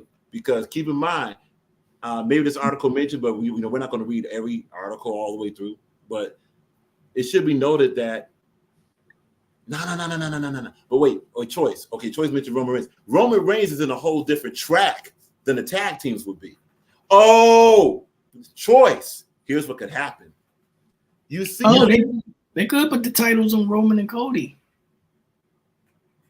Here's something else for you. Y'all don't know this, but we talk wrestling a lot here on Rock Files and also on Not Enough Podcast. Be sure to subscribe to both. We discussed factions before. You know what I'm saying? They could put Motor City Machine Guns in a faction. Now with who? Look, they got Karrion. No. Leave that alone. Scratch that. They have Drew McIntyre. And Drew McIntyre is kind of wallowing in an abyss. Right? Drew McIntyre used to be with TNA. They have chemistry with Motor City Machine. He has chemistry with Motor City Machine Guns. LA Knight used to be over there, right? So these are just possible factions. The point is, Choice, if they do put Motor City Machine Guns in a faction, then they could have a full Bloodline versus that faction, and we can have some really interesting programming if that's the way they want to go. What do you think about them putting the titles on Roman and Cody? It's gonna smell like Hogan and Macho Man. Remember how Hogan and Macho Man, as a superpowers, had those short runs with the titles just for the sake of flash and dash? That's what it's gonna be. That's what it's gonna be. I mean, I wouldn't mind it. It you know what? It'll for the average viewer, it'll cause some, what's the word I'm looking for? It'll cause some pandemonium, like, hey, which way is this going? Which way is this going? You know why? Because they hold it for like maybe a month and a half, right? Yeah. It would be like they'll have it will distract people from noticing Cody's title run, right? Mm-hmm. Single title run, as WWE champion, right? Right. So they do this title switch in November, hold the belt to like December-ish. It rolls right into the Royal Rumble. That's enough time to kind of put some smoky mirrors up for Cody to have a program that makes sense. Yeah, I can see that. But the thing, okay, so choice mentions. Salute to Loso. Gotta get this in. Loso. At least you ain't say nigga borrow money. Salute to Loso. Nigga, because nigga. Anyway, Nigga. Drew is crazy. Drew is not choice. Here's a question for you. For this is about Drew. We're gonna get back. Choice. What is Drew McIntyre? Honestly, what honestly is Drew McIntyre? Is he a face? Is he a heel? Is he a field? Is he a haste? You know what I'm saying? What is he? Like, where does he fit as far as a roster guy? It's like, he's in that little crazy mixing point of being a high tier mid card or a low tier high card. They got to do something with Drew, man. Drew right now kind of in the way. Let's be straight. When Drew McIntyre, no, he's not. No. Choice. Drew is not a real heel. You know why? Because he's not believable and no one cares. When you're a real heel, that means you have heat. You know what Drew has when Drew walks out to that audience? Okay, Dominic Mysterio is a real heel. Look at the reaction. Everything he does is disgusting. He's over, like he can do no good. That's a heel. Drew McIntyre has often walked out to this audience, and even to when we discuss him, it's a lack of interest. Nobody cares. Drew is running this program with CM Punk. Now no one cares about CM Punk or Drew McIntyre. Why? Because of Drew McIntyre. If CM Punk was running that program with Seth Rollins, you got something. No one cares about Drew McIntyre. They got to do something with this guy. And this guy's real talented, but something's got to happen. Drew McIntyre right now is falling into the trap of being a Caucasian Bobby Lashley, man. And that's not where he wants to be. It's not working. It's not working. And they tried 3 different versions of this. The Scottish psychopath. They tried that cheesy sword. That sword is awful. That sword is bad, yo.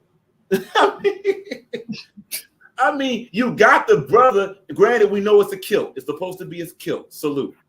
But for American audiences, you got this muscular dude raising a sword and a skirt. That's the way the United States audience will look at that.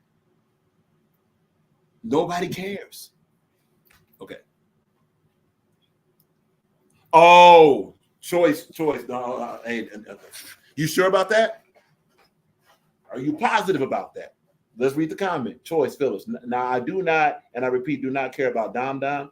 Choice, you might be all by yourself on that, and there's nothing wrong with that. But I'm going to tell you, whatever Dominic Mysterio does on TV or with any other wrestler, it stops traffic. Drew McIntyre does not have that. He doesn't have it, bro. Or person. Dominic Mysterio may be a trash wrestler because he's in development, but he's one of the most important characters on Monday Night Raw, yo. He is. He's more ready for this. Here comes some blasphemy, right? Dominic Mysterio might be a more important character than Damian Priest.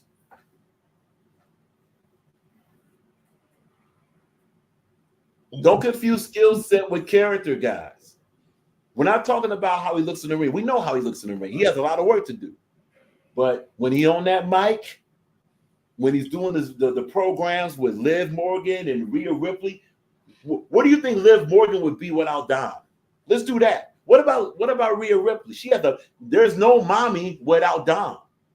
What about the whole faction of the Judgment Day? You realize the Judgment Day was built off of Dom. It wasn't built off of Damian Priest and Finn Balor. No one cared about him. And Damian Priest is awesome. He is awesome. But when you're talking about the wrestling business, guys, it's about character also, man. And Dom is that. He's just saying. Just saying. All right. Yeah. You know. Salute, but hey. But anyway, so to go back to the question for D Money, another way to you could also what these guys could be. Obviously, this is so cheesy, but let's just suggest it. These guys, the Motor City Machine Guns, could definitely be in a tournament. You do a tournament with them, have them win it. Give them a whole lot. The program from there. Once you win the tournament, you automatically get this, automatically get that. You get the highest ranking teams, all this good stuff. And look, that'll be a good way to have them win a tournament and face the Bloodline tag team and see where it goes. Because you got it, because in the tournament you'll be able to add and you'll be able to appreciate the skill set of the Motor City Machine Guns. These guys are still awesome, man. Seriously. That's true. That's true. Yep. We got more though. We got a whole lot more. That's just the warm up. Let's go here. We got some more rumors. Let's go ahead and get this out of here. Let's go to this. Make sure I hit that like button. Yes, it's much appreciated. It is much appreciated. Okay, let's see if this will work. This should work. Please work. It worked. Did it work? It has worked. All right, cool. So we got more wrestling news for those that's interested. These are rumors, of course. Y'all know the rule about rumors, blah, blah, this and blah, blah, that. All right? Okay, cool. Let's get some of this out of here. All right, rumors. Cool. Share the screen. Oh, yeah. Drew McIntyre. It's just a shame. It's a shame. He was better in TNA, man. Honestly. More personalities. Yeah. Certain people work with smaller audiences better, and that might be Drew. Sad. Anyway, here's some more stuff. So y'all know about the Motor City, the Death Rebel, Adam Cole, and more. All righty, let's get to the rumors of the day. We already did the thing about Motor City Machine Guns. Let's go here. Let's highlight this. The Observer. That's perfect. Oh, good look. Boom. The Observer notes that Trey Miguel from the Rascals was forced to get what we were told was unforeseen minor surgery. Yeah, if y'all watch NXT, y'all remember that hit he took in the ring near the ropes. That's what happened there. That's why Miguel and Zachary Wentz were replaced by the Street Profits in the NXT Tag Team Championship match against Nathan Frazier. We said Nathan Taylor. Oh, we were off. Nathan Frazier. All right. The Bloodline. So choice. Here you go. The Bloodline ruined the finish of the NXT Tag Team match because they didn't want the Street Profits losing, but also didn't want to book a title change. Smart move. No, that was smart. And ruin the finish means that it was a program ruin, right? This is where they say, look, we have to cause, this is not really what we want. We have to cause some chaos there. Death Rebels contract will not be renewed. This according to PW Nexus. Death Rebels contract will not be renewed by WWE. When it ends, it's expected that WWE will use more mainstream. This is why we're highlighting this. Mainstream artists going forward. That means, hey, for those that didn't like that Bad Bunny thing, you're going to get more of it. Yeah, for those that didn't like, what was the other one? Oh, yeah, in NXT when they had Sexy Red, right? Don't like Sexy Red? Oh, well, you're getting more of it. Anyway. Here you go. I wouldn't have mind if they were better actors and stuff. Like, you feel me? I wouldn't have mind. No, they're using more like the mainstream music. Right. Then not them as actual characters or wrestlers. They're looking to use more of their music to appeal to the 18 to 35 demographic. Correct. So yeah, Def Rebel was somebody that was kind of like indie. Like he was like cross indie wannabe mainstream, right? But the music wasn't appealing like that. All right, Dave. Hey, no. She's actually right because they tried to use Sexy Red at NXT, right? Uh-huh. Yeah. Yeah, they ran a short program with Sexy Red with Trick Williams and Carmelo Hayes. Yeah, that was toward the end of Carmelo Hayes running NXT. So Yeah, for like back in the day, sorry. no, you good. Go, truly go. Back in the day, like they use artists and stuff too and celebrities too, but the difference is like for some reason back then, no matter what you did, you still act. You still like you were multi-talented back. I don't know. Like, now it's just like, okay, if you're gonna use them, make it interesting. Like I saw the Sexy Red thing and I'm like, girl, the best part of her being there was when she was in the car singing, "Get it sexy." You feel me? Like Right, Yeah. they right. could See have what just left Shawn it at Michaels that. does. Yeah, when she Yeah, with was Shawn Michaels. yeah, that was kind of funny. That was See, the best part. They could have left it at that. you know what's funny is that because music now is so different than what it was, it won't have the same effect. Okay, if you only have over the air radio stations and you have fewer outlets for music to where you have to be dependent on vinyl and cassettes and 8 tracks and later on, of course, CDs and stuff, then yeah, it'll be more effective. Like when you had Liberace way back in the 80s appear like that, it's like, oh boy, Liberace. Well, because the music wasn't as accessible. Now, let's keep it $1. It's starting to become blurred what a mainstream artist is.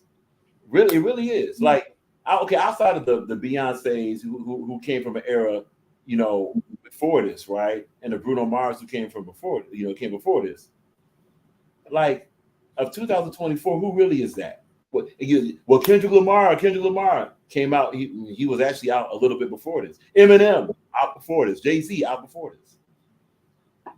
You Yeah, know, they've been out since they was young. So talk about it. So now, really, WWE, if they really felt like they could use any artist and push them, it'll be the same effect because who really are these artists bringing in to watch wrestling? Why? Like check this out. Can't relate here. So you got the whole set. Oh my bad. What was that? Oh, nothing. okay. That's not for us. Continue. Sorry, Okay. that's No, not you're for good. us. You're good. No, I was You looking just at didn't mute up. no, you're good. You're good. Choice Phillips mentioned now. That's Adam Cole, baby. And by the way, if Ken Cole, if you're watching, you're not the greatest Adam Cole fan. But that's rock. You lost again, man. Sorry. You don't know about Adam Cole. You just use the profile pic, not just messing around. So, by the way, subscribe to King Cole's channel, man. Seriously, subscribe there. All right, but look, the news from our friend Dave Meltzer. Just to go to that, Dave Meltzer, the anti Jim Cornette. He mentioned that Adam Cole was backstage at AEW All Out and was said to be walking around fine. There's still no return date for him. That's a shame, man. That's what's missing from AEW is Adam Cole. I mean, let's keep it $1. Adam Cole, when he got injured, was part of at least 2 or 3 major programs, man. The click, that the faction he had, the interaction with Roderick Strong. Of course, we know about the MJF. That's 2 right there. Then, of course, his own journey to get the title, man. Yeah, Adam Cole got to come back like ASAP because with what other programs are doing, his personality is very, very important. And of course, the guy can still wrestle. So,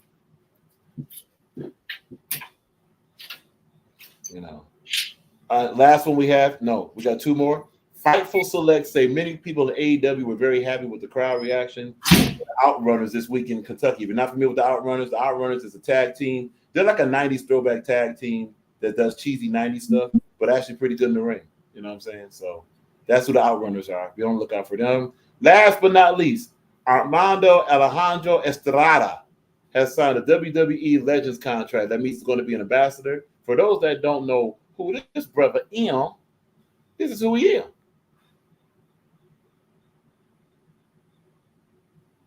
He used to be in ECW, and he's an on-air manager personality. That's who he is. So he may look familiar to you. So by him signing a Legends contract, that may mean they're going to put him in the Hall of Fame. Simple as that. That's usually what that means. All right. So that's some more of the social media scroll with some wrestling news. So that means Adam Cole is on his way back, and that's what we want. Salute to that. What else we got? Okay, we got the Joe Schmidt. Oh, we got basketball news. We got basketball news. Oh, this is social media scroll. Salute to social media scroll. Yep. Love this segment.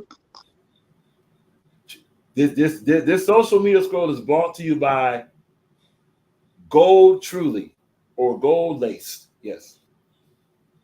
We have sponsorship. Salute, salute, salute. No, the cover is awesome. Ain't it, man? Look, that's easily okay.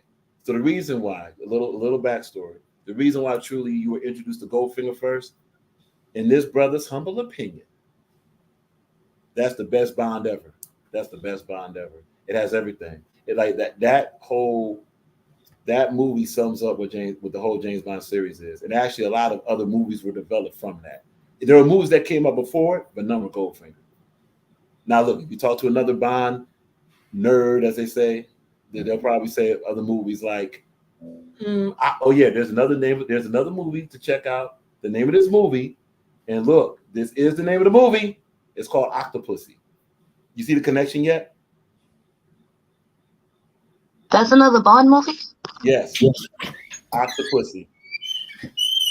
Okay, I heard of the title. I just didn't know it was okay, cool. No problem. But if you notice, there's a connection of a certain word between Goldfinger and that movie, right? Yeah. Welcome to a James Bond world. We're going to share the screen. Right, I know. A lot of sexual undertones with that bad boy. But no, while watching it, I did see a lot of like inspiration. I'm like, okay, this is why movies is the way it is now. Got it. Oh, definitely. And look, there's going to be another movie after you watch Octopussy. There's going to be another movie I got for you that you're probably going to catch a whole lot of inspiration about different characters you can do. Because you're into kind of like the whole dress up character thing. So there's we'll talk about it. Oh, I missed the Adam Cole's conversation. Damn. The Adam Cole, that was simply basically Adam Cole was walking around backstage at AEW, but they don't have a return date for him. That's what that was. No. I had another thing I was going to add, but no. Go ahead. You can do it. Go ahead, please. So, who do you think is the top 5 people that AEW dropped the ball on? Pause if needed. But yeah. Who did AEW miss out on right now? To be honest, Nando mentions GoldenEye. I wonder what that means now. It don't mean that. It don't mean that. Are you sure? Positive, absolutely positive. That's like, we good. Because how these musicians always want to be a movie character. I'm like, is that what R. Kelly got? No. And nor do the Detroit Pistons have anything to do with that either. All right. So, Adam is top 5 people. They dropped opportunities, right? They messed up on. First and foremost. Well, right, how about this? We'll start from right now. They are screwing up the Rainmaker Okada. They're screwing him up. They got to get him to be way more forceful and have his title mean more. And it's not happening right now. He looks awkward. His promos don't mean anything. The faction may not be working with him. They got a good faction around him because they're all arrogant guys, and that reflects his character. But they got to get more out of this. If it's the problem, look, if they can't get Okada right, then we're going to have to start saying that maybe major United States entertainment wrestling may only be good for Japanese mid-card guys, not main card guys.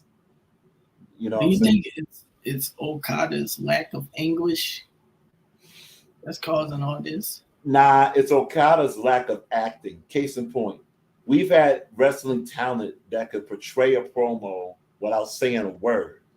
You know what I'm saying? Or just saying one word. Salute to my man, Ron Simmons, who basically the latter of his career said one damn word. And literally it was damn. Damn! That's it. But why was that effective? Because of how they would set it up. The setups are not helping Okada, and also Okada gotta really, or whoever's working with him, they gotta get into other styles of acting to where he can be more interesting. Like even if they gotta have him be, if you have him with an arrogant fact, have him act more arrogant, but without saying so much. Okay, here's a good example. Samoa Joe, when he was wrestling, okay, one of his most characteristic moves is when a guy is thinking about to get a big splash or jump on him. What does Samoa do? Samoa, he just simply walked out the way, effortlessly. Right. What did that move do? It showed his dominance. They pushed him as a dominant character, and they showed his dominance. He didn't have to really do too much. He walked, and then how did he sell the walk? He walked out the way to move, and he just put his hands on the rope like, this fool really thought he was going to get me with that, without saying anything. They got to explore more of that with Okada. That would help.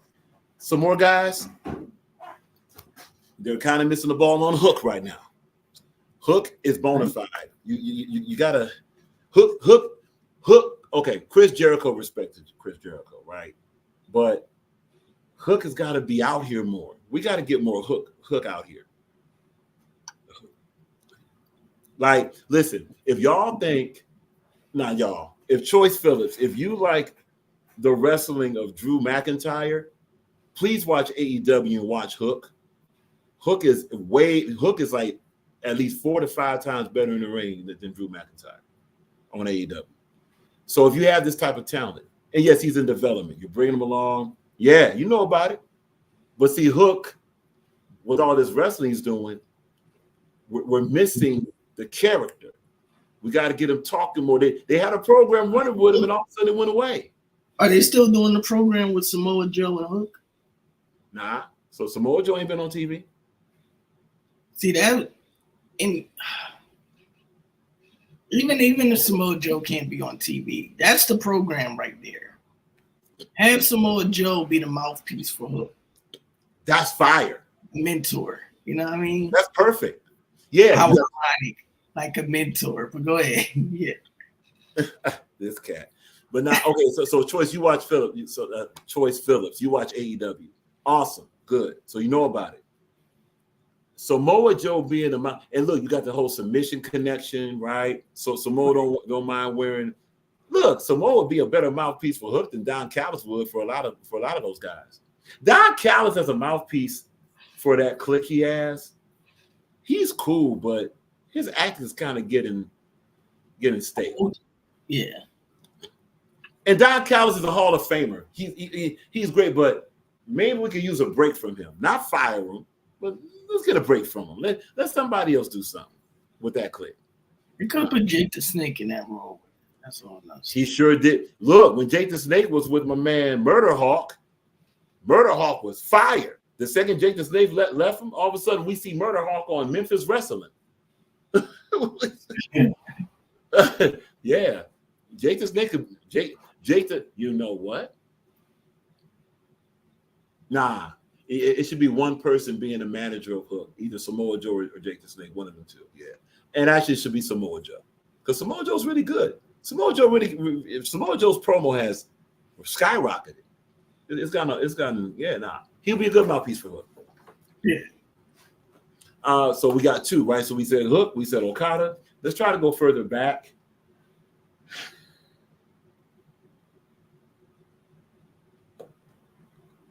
Private Party. Okay. More. We got to get more out of Private Party. And right along with Private Party, Top Flight. Those two are on the same kind of level. Like, okay, respect, you got to have the Young Bucks EVP rollout, but honestly, it was cool for a minute. They can move on from that now. And maybe Top Flight and or Private Party. Now, they tried Private Party as a heel. Maybe Top Flight could be a heel for a minute. Just for a minute. Okay. So that's like kind of a 3. That's a combined 3 tag team. Let's get back to let's get a female in here.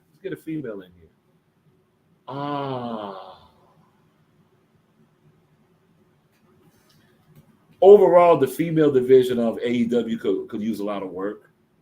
Not a lot of work. Oh, no. Got somebody. Sky Blue. Where is Sky Blue? Okay.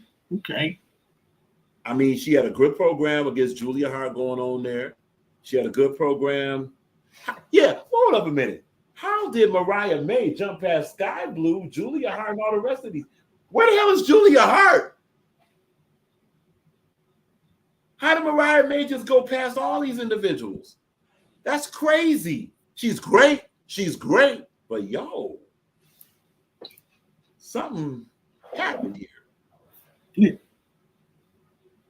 And okay. Salute to the look, this is gonna be cruel to say. Glad Sunny Kiss is no longer on TV. For and not just for the reasons. Yeah, Sunny Kiss was we're just gonna say was a rainbow wrestler. We'll have to say it that way, respectfully, right? Right. It wasn't that he was rainbow. It was also that the flamboyant rainbow thing. Nah, man. It's understandable that you're on TV. You're gonna have to go ahead and appease the rainbow. That's fine, but that ain't the way to do it. Nah.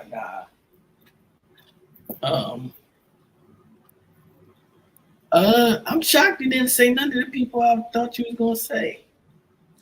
Well, that's because there's so many people that they screwed up on.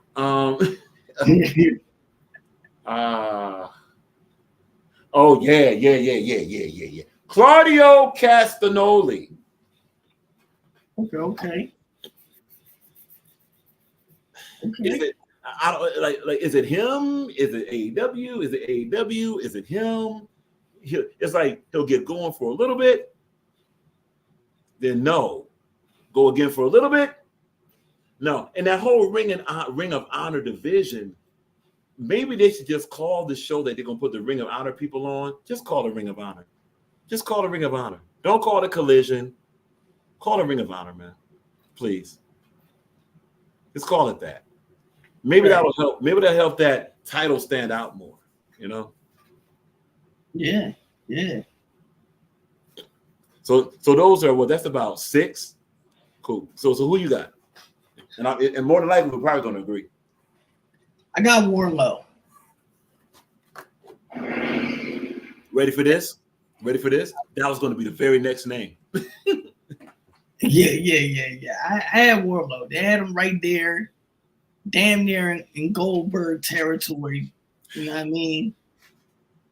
And drop the opportunity like a bad habit, man. It makes more and more sense. Now, I guess the best way to fix all this is to spin the block and put Wardlow back with MJF and start from scratch, basically. It may not have to be from scratch.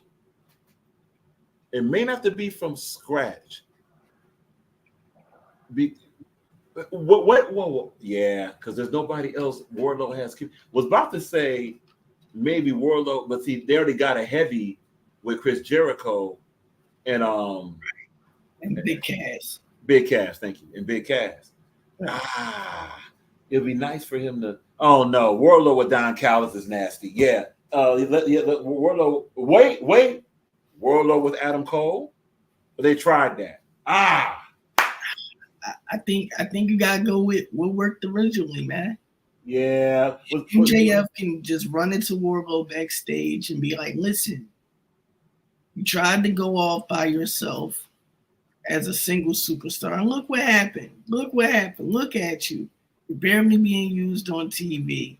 You're barely, in a dark match, for God's sake. You know what I mean? You might as well come back to me and I'll help you out and you'll be okay. Should it be that?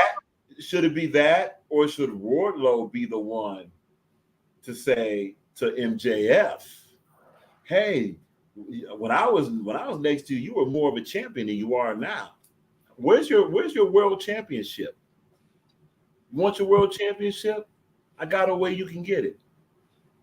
To where we don't want Wardlow to be stripped down so much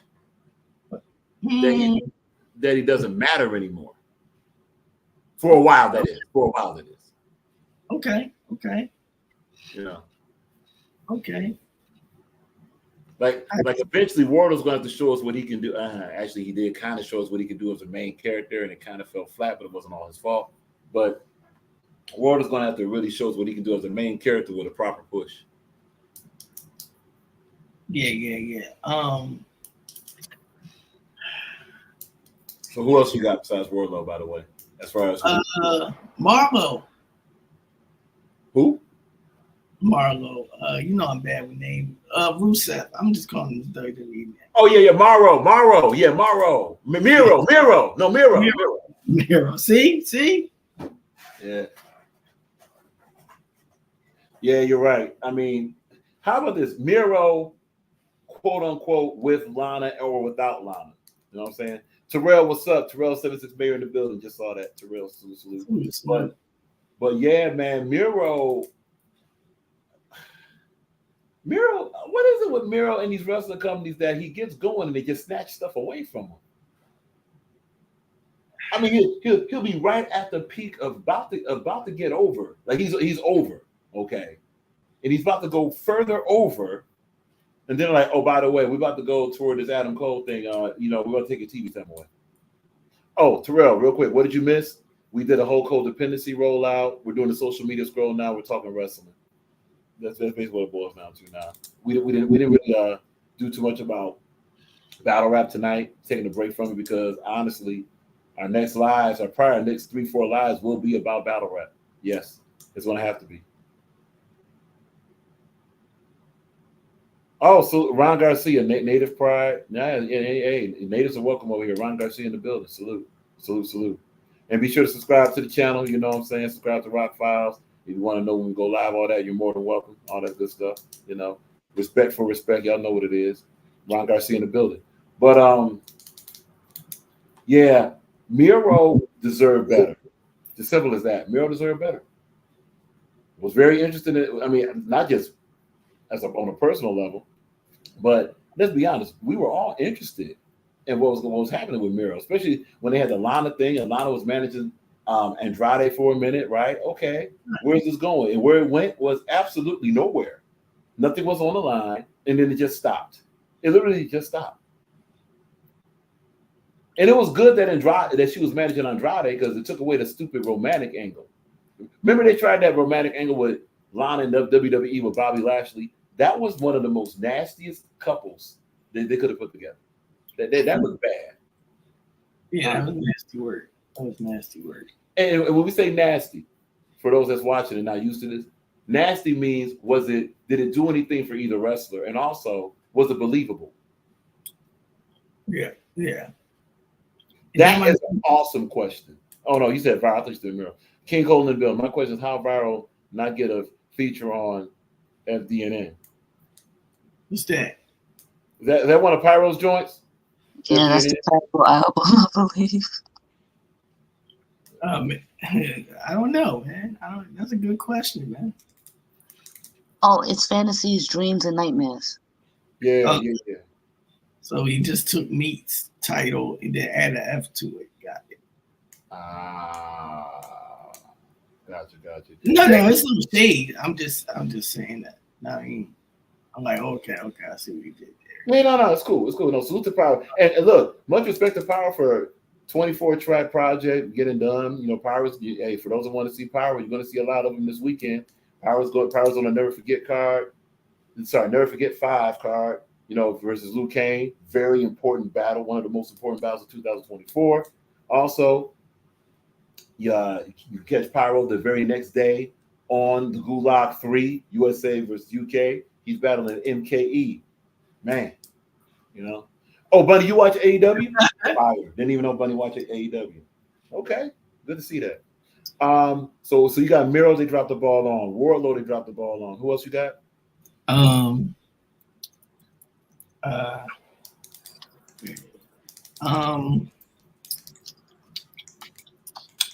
Who else they dropped the ball? So I said Wardlow. Who else?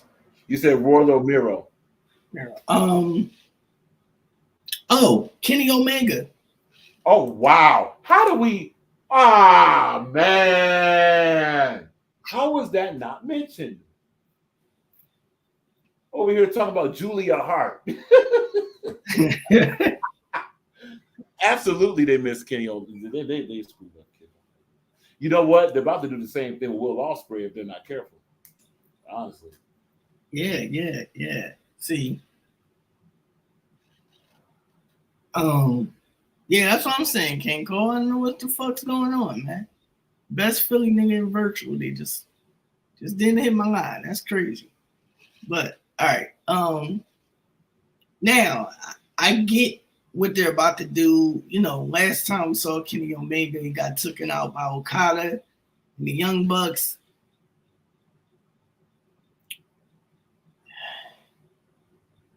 So Kenny Omega is probably going to be outnumbered when he returns, right? Mm-hmm. But do anybody remember that he was taken out by Okada and the Young Bucks? How about this?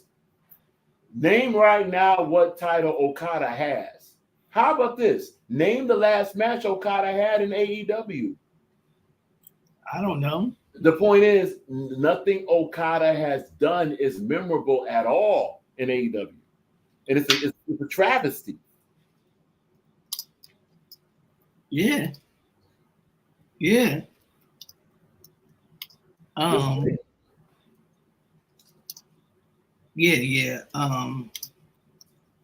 they booked them well during the pandemic. During the pandemic, they booked them actually great during the pandemic. After that, though, you know what I mean? I don't know. Can he ignore the Okada thing? And maybe when whoever retires Daniel Bryan, maybe that's when Kenny Omega returns.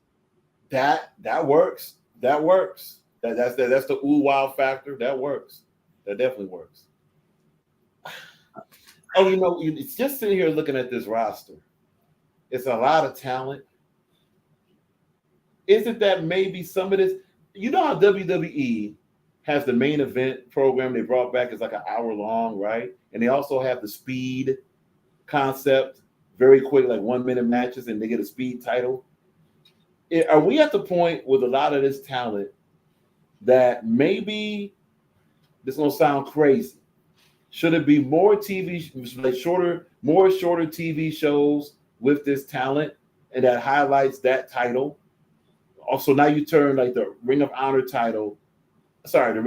show into the title. So it'd be like the Ring of Honor TV title, which will be called the Ring of Honor World Champion. And then you have certain amount in that division because they have so much on their roster. Because as it stands now, you can't cram all of this in a 2-hour Wednesday program. Honestly, look, Collision and Rampage, maybe the names of those titles should be changed to something else so that we can highlight and redirect the focus on what this talent should be. You know what I'm saying? Yeah. That makes sense.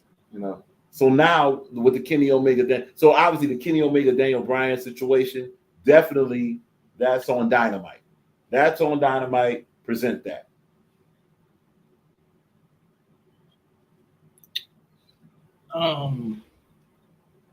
Okay. And low-key dropped the ball on Edge. Yeah.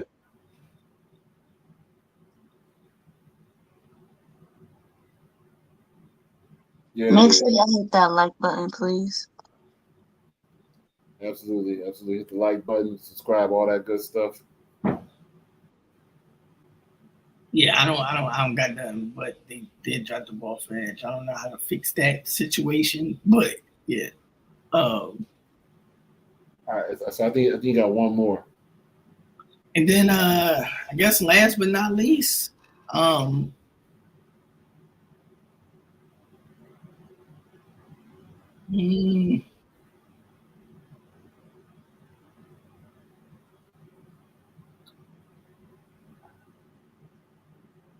fuck it.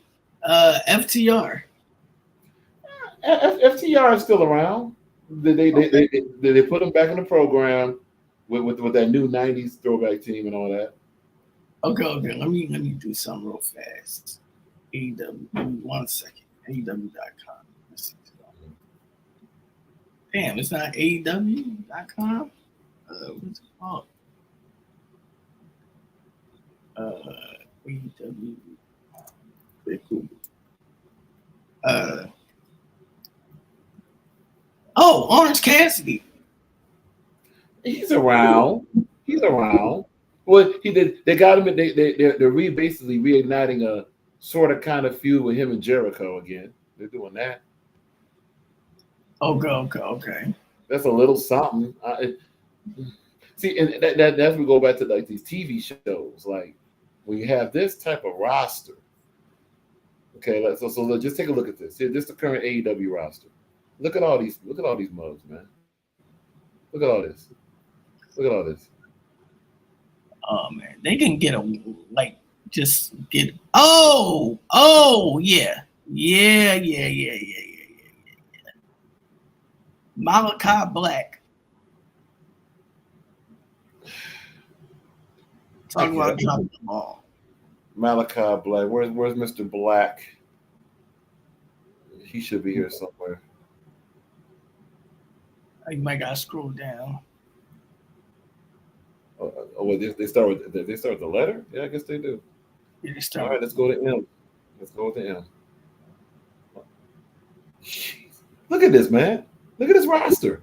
Look at this. This is insane, though. And look, for those that's wondering, this is as of yesterday. See that? It's as of yesterday. So let's go back to Malachi Black. Apologize. Mr. Malachi Black.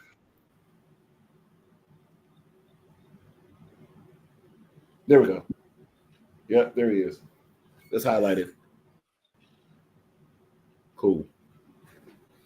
Malachi Black. What is the case for Malachi Black? Go ahead. I don't want to say this because it's disrespectful to the GOAT, but that was their version of the Undertaker. When they couldn't get Bray, that was their version of the Undertaker right there. As far as character. Yeah, and that's a mistake. Like Malachi Black, we know, okay, he's gonna play a dark character and all this. Malachi Black now doesn't matter. So like if they were to try to do something with this guy, the simple question is what and why. It's almost like Malachi Black, it's like Malachi Black, this character and the wrestler is in a very precarious position. So he really doesn't fit in AEW because now they're focusing on Pac and all that. And he's kind of a similar wrestler as far as bodybuilding and all that. And if he went to WWE, where and why and for what? You know what Malachi Black would be great at? And I can guarantee you he wouldn't go there. He'd be great. Yep. Because it'll be stop the press type thing. He would have an awesome program with the Death Machine, Sami Callihan. It'd be perfect. Mm-hmm. All right. How many people you think they should release? A lot. Let's have some fun. Let's start from the top. Okay. No, let's start from the bottom. We're here, right? Oh my goodness, man. Zach Knight, whoever you are, goodbye. Right. Zach Gibson, goodbye. Willow Nightingale stays. Willie Mack can stay. Yeah. Osprey, of course, Osprey and you to stay. We know that. Wardlow stay. We already discussed that. So you stay. Turbo Floyd, if not mistaken, I think Turbo Floyd might be a part of. No, he's out of here. Who are you? Goodbye. Trish Adora, yeah, right. Goodbye. Trent Beretta just had a pretty good program. Let's see what they're going to do with him next. Obviously, let's keep moving. He's already part of a clique. We know what's up with that. Keep him. Who are you? Goodbye. Goodbye. Wait a minute. You got potential, whoever that is. Yeah. Well, obviously Samoan, and that's what's hot right now. Keep him. Oh, why are they not using a bloodline AEW? Because that'd be too similar, and it wouldn't work. It's gonna come off like Timu Bloodline. That's why. Okay. She's gold. Keep her gold. Man. Well, she's one of the. Oh yeah, truly. That's what you need to check out. Oh yeah, right here, truly. Timeless Tony Storm. Yes. Don't even look at her wrestling yet. Just look at like her promos and stuff. Absolutely. I really don't have to. I like her. She got a noir pick. No, seriously, she got a noir pick. Yeah. I like those type of movies and stuff. So yeah, 100% correct. And she does like a Marilyn Monroe type of rollout, whatever. Okay, I'm not gonna be I can't stand Thunder Rosa, but keep her. I can't stand her. Of course. You know what? And this is gonna hurt.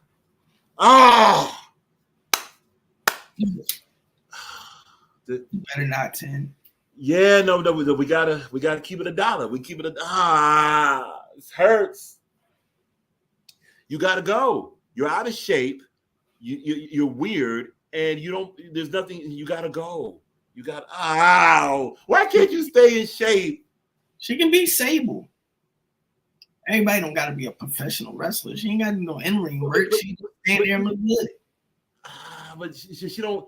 But see, in order for she got to get in that shape. Then either way it goes, she got to get into shape. And she has such a good presence. There's so much gold around her. It's just not in AEW. Dang. Maybe that could be the storyline. Oh, now wait a minute. That's kind of like a Naomi storyline when Sonya Deville was the manager over there. Okay. You're hanging on. She should. You know what? She should be on a Ring of Honor show. Put on a Ring of Honor show.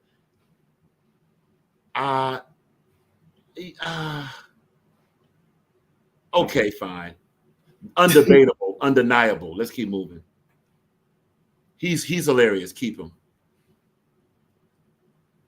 Yeah, well, he's part of the clique with Jeff Jarrett and Yeah, with my man Jay Lethal. So keep him. Keep that whole clique.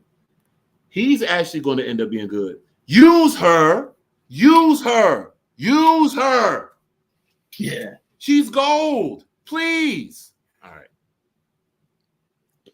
You know what? This brother here gets a raw deal. Pause. Gets a raw deal, man. Like there's a lot of gold around him. I'm gonna use him for the Hurt Business. Yes. AEW. But look, what they can't do with him, they can't keep him on such a short lease. Let him go and give him kind of what you said about the Hurt Business. You give him more. If you're gonna use a faction, get him more of a faction. I mean, he's a con. There's nothing we can do about that. You're irrelevant. She stays. Come on. I want him to stay just because there's something you can do with him. I just don't know. Okay, fine. Okay, so ready for this? If he stays, Ring of Honor show. If he stays. All right, let's keep it moving up to this row here. I don't know why they don't use this guy is gold, man. And yes, this is being biased. Been watching Scorpio Sky since early days. I say get him out of here. Wow. Yeah. Is it for the reason that there's a lot of wrestlers like him over here? No, I understand why you like him. I liked him when when the company first started. You know what I mean? The first year of AEW on TNT. You know what I mean? But I don't know. I don't know. I think it just ran its course. What's deep? Sorry, we can't see deep. You know what's interesting about this? Throw him in the Hurt Business. Cool. You want to throw him in the Hurt Business. Is this guy going to be a patsy his whole career here? He's just going to be the tall guy with a click? Is that it? Yeah. It's going to keep him around. But it doesn't do anything. It doesn't do anything. Hey, you put Scorpio Sky with Shelton Benjamin as a tag team. Fire. You might get something new. Well, as long as Shelton, because he can talk on the mic, so you have Scorpio. Shelton Benjamin helping out. Well, no, Scorpio Sky can wrestle. He can wrestle his face off. Okay. Yeah, we can roll with that. And of course, for those that's watching, obviously, if we were to do this tomorrow, we probably have different decisions on some of these people. We're having fun. So take it for what it's worth. This don't even look like Paige anymore. Oh, man. Don't even look like it from the, never mind. But yeah. Yo, stop. But yeah, it doesn't. Of course, keep her. Keep him. Duh. Oh yeah, they dropped WWE dropped the ball, and it's a good storyline for her too. I'll get to that later. But yeah, definitely. Yeah. Are you reflecting to the controversy? Yes. Yeah. It was a way they could have spun that. Yeah. I mean, they didn't mind doing stuff like that with Sunny about 300 occasions. So why not her? Yeah. Anyway. Right. Of course, look, him, yes. They got to do more with Roosh, man. Roosh is awesome. Yeah. They got to do more with him.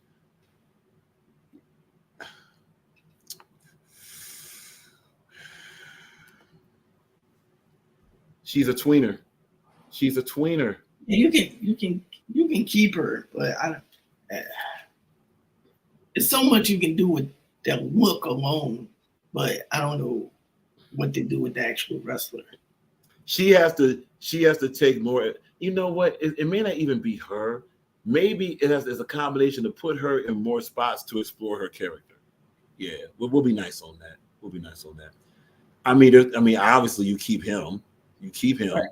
I mean, bye. And this one of the favorite indie wrestlers, but you don't belong. There's nothing about you that belongs here. Yeah. Sorry. Goodbye. Personality backstage, fine, cool. I don't really like her, but she's fascinating. Keep her. Obviously, you just got here and you're smoking and you're hot over here, as far as like over, so. Did Ricochet replace Ricky Starks? Is that what's happening here? Yeah, because I think Ricky Starks is like 1 foot in, 1 foot out the door or something like that. And of course, Ricky Starks stays in trouble, so that's his own fault. This guy's awesome, but I don't think they're gonna. I think Ray Phoenix may have done all he could do over here. Yeah. You know what Ray Phoenix. Look, since you got him over here, let Ray Phoenix do what he used to do. Put Ray Phoenix over in WWE. Yeah. Yeah. It equals itself out. I mean, like Renee is great wherever she goes, so there's nothing to discuss there. Bye. Oh, you're a champ? What? See that? You see the problem with ROH programming? Didn't even know that. That's crazy. Keep her. Why is she not with Prince? You see when put them. See how the side by side they just match? That means she'd have to be in that clip with Swerve Strickland. She has to work on her personality a little bit more before she gets ready for that. Yeah. And of course, I mean, there's no discussion here. Let's just move on. He's gold. Yeah. Who are you? Goodbye. Wow, they dropped the ball on you. Oh yeah, I missed one. Yeah. Powerhouse Hobbs, you may want to go to NXT, man. Yeah. Because look, Obafemi's about to move up, so you might as well go over there. They're not using you right in AEW, man. That's so sad. Professional Peter Avalon, you know what he's going to end up being? He's going to end up being a backstage personality. Honestly, he's probably a writer on the show already. He's not going to wrestle. Yeah. He's not going to wrestle already. Awesome personality though. Great promo. This my guy. This is one of Rock's faves right here, dog. Oh man, metal.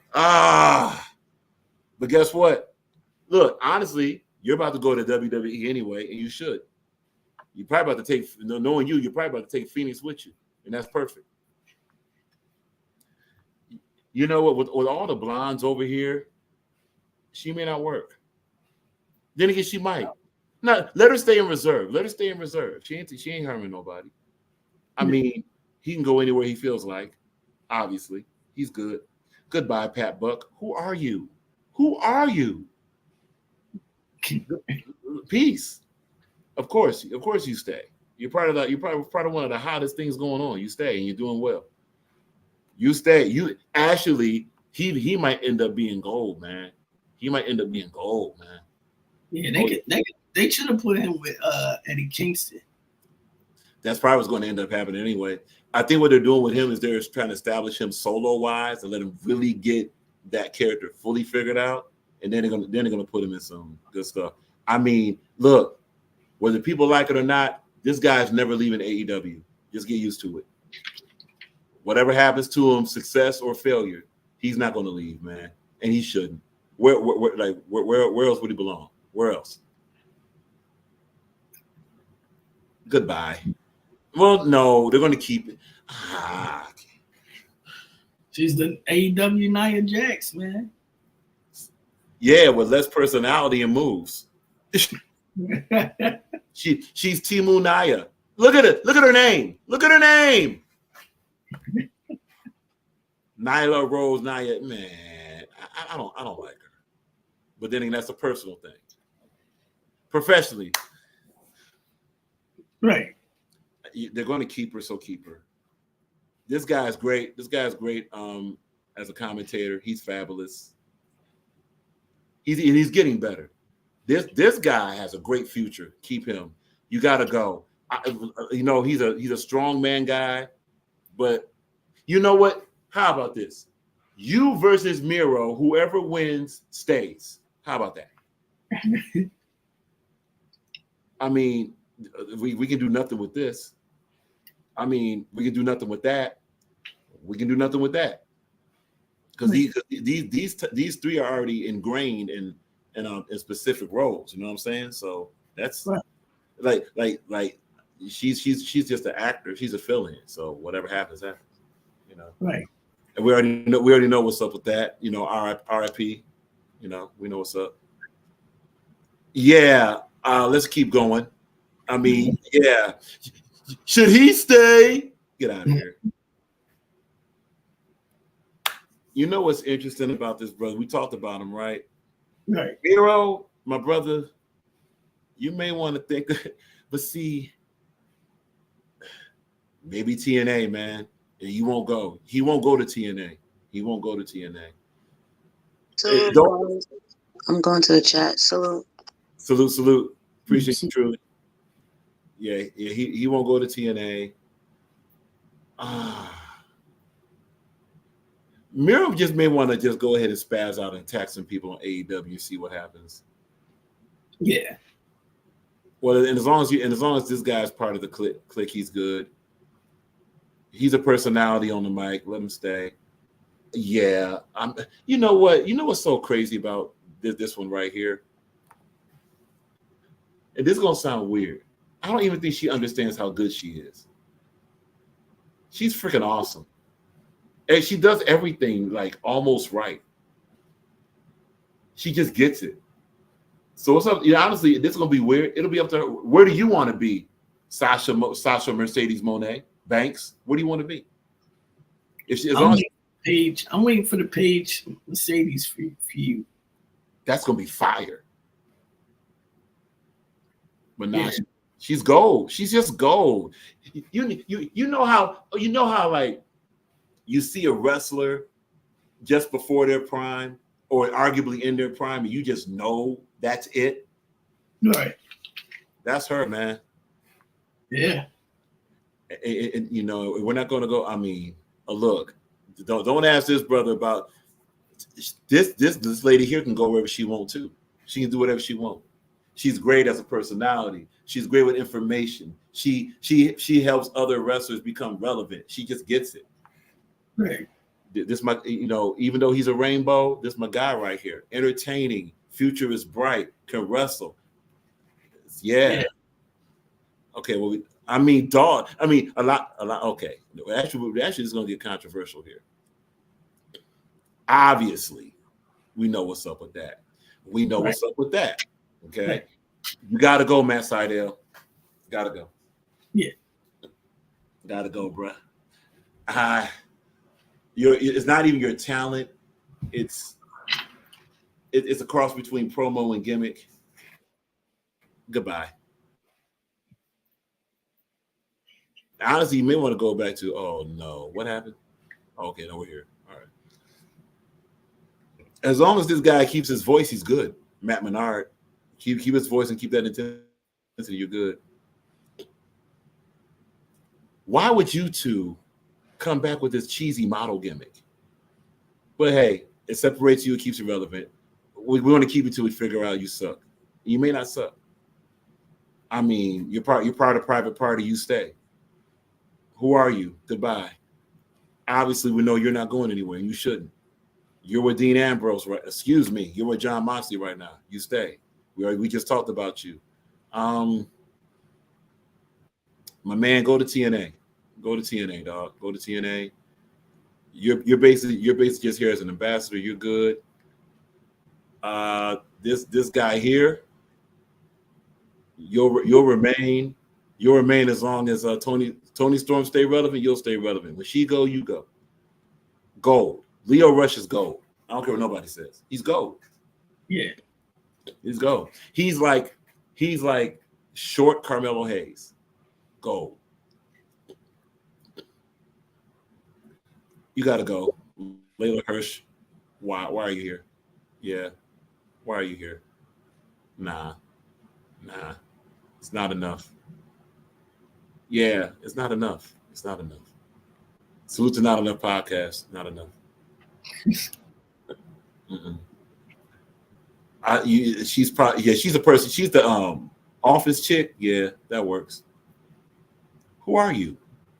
Who are you? Question mark. You two, one of you two gonna have to go soon, because you two are the same. You two are the same. Y'all can wrestle to see who can leave. Right? Yeah. Well, you two are gonna have to wrestle each other. The winner stays. You're gonna have to get a. I mean, we talked about it earlier. You're gonna have to get Mr. Archer. You're gonna have to definitely get Jake the Snake or somebody with a personality. Like it was interesting. Lance Archer has personality, but he can't do it all by himself with what he wants to accomplish. You know, right? Fire though. This guy's gold. Look, this guy right here. It's gonna be salute to Bobby Fish, but it's good to see you stand on your own, Kyle Riley, in this format. Let's see what happens. Gold. This guy here is fire. Oh, man. I don't know much about him, but yeah. Yeah. He's in that. He's now in the same clique with Offspray, Don Callis, and this guy, Kaniski Takeshita. Okay. Yeah. So watch this, because then this is how this is going to work. Since he's here, you can go. Bye, Coda. No, you don't have to go. You can go to a different show. You're going to be used on a different show. And obviously, she's one of the main females over here. There's nothing to say about Miss Statlander. You know. You know what's funny about Commander? They bring this guy out, and he has predictable matches. Like, you know he's not going to win in major matches. So what are you doing here? More should happen with this guy. Like, he definitely wants to be a rock star personality, similar to his thing combined with like a British flair or Australian flair. Let it happen. We're just going through this real quick. I mean, you're gonna keep Kill Switch. You're gonna keep him because you don't have a lot of monsters on the show. So keep him. Yeah, keep him. Miss Kiera Hogan. Oh yeah, we keeping her. She ain't going nowhere. So what's your reason? Yeah, she's too fine to let go, man. I mean, she's too much of a great talent to let go, man. What would you consider her greatest talent? Let's move on.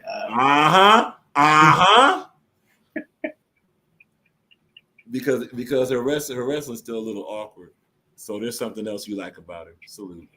Yeah, man. Now you ain't get rid of Sable Rule, man. No. She could still wrestle. She's like the Jacqueline of the show. You know how Jacqueline would wrestle here and there and get a championship here and there, but right. Mostly talking. That's kind of what she's gonna be.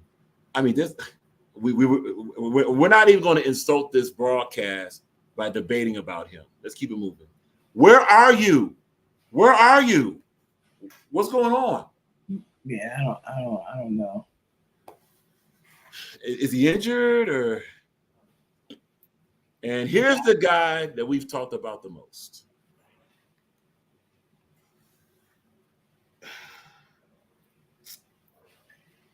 It's just sad what happens to Japanese wrestlers, man. Yeah.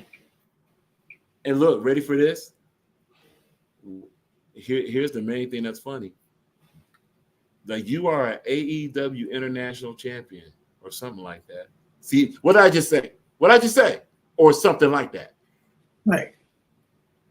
There's no way that should be coming out like that. Right. This guy is gold. He's a bona fide star. Either he got to go forward or figure it out, or his writing got to give him something different. Maybe more. Like, look at this. Look at this arrogant look he got, right? Highlight the arrogance. If he's going to be a heel, have him be an extreme heel. Go further. Maybe that'll do it. Maybe they should have gave Okada the needle spot. To inject his heel persona. Yeah, that could work.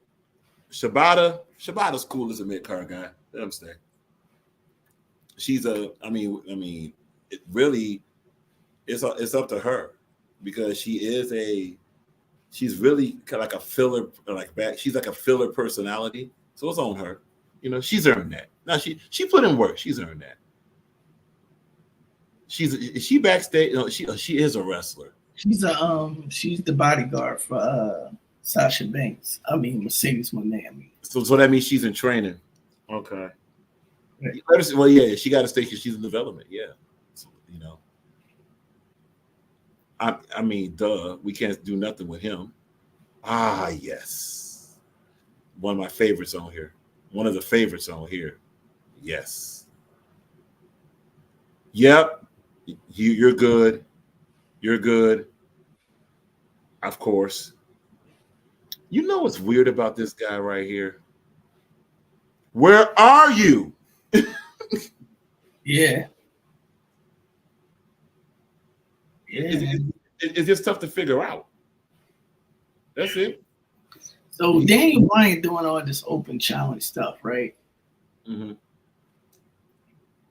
You want to give Johnny TV a good spot? Have Johnny TV put up his career against. Perfect. All right. Perfect. And that's good enough. That's good enough right there. Yeah. It'll be a good story for him to get out of here for good. You know what I mean? Likeable guy, likeable character, but since Dark Order doesn't matter anymore, maybe he doesn't either. Like, Dark Order is done. I ain't mad at that decision. Yeah. But without Dark Order, who is this guy? Then again, one thing about him, this is a guy that knows how to reinvent himself. So, you know, let's see what happens.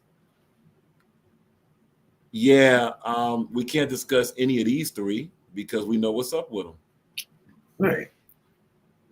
Yeah, this guy, I don't know if he'll be an announcer. Yeah, right. These three are set. These three are set. You're gonna have to keep him because of the tag teams he's in up until you get tired of him. This guy's gold. This guy's gold. Oh, he's so good. What they doing with Jay White? Yeah, we got to get more. Honestly, we got to get him back in the championship pit. He's got it. He's Bullet Club. Yeah, he's definite Bullet Club through and through. He has the swagger. Him, Adam Cole going back and forth, classic. Salute to Jay White, man. He gets it. And so does this guy, but this guy's going to end up going backstage as a personality. I think he's about wrestled out. Don't get it twisted. He's awesome. He's a Hall of Famer, honestly. Jay Lethal's a Hall of Famer. Put him in there. Yeah. And AEW, where's your Hall of Fame? The hell's going on? Now she's just finally getting her push. So obviously that's got to stay. Oh yeah, grizzled young veterans. Obviously you stay. You're going to stay because you're Jake the Snake Roberts. You're part of that tag team I can't think about right now. Is he part of Grizzled Young Veterans? No, he's not. No, he's not. Okay, well, yeah, of course.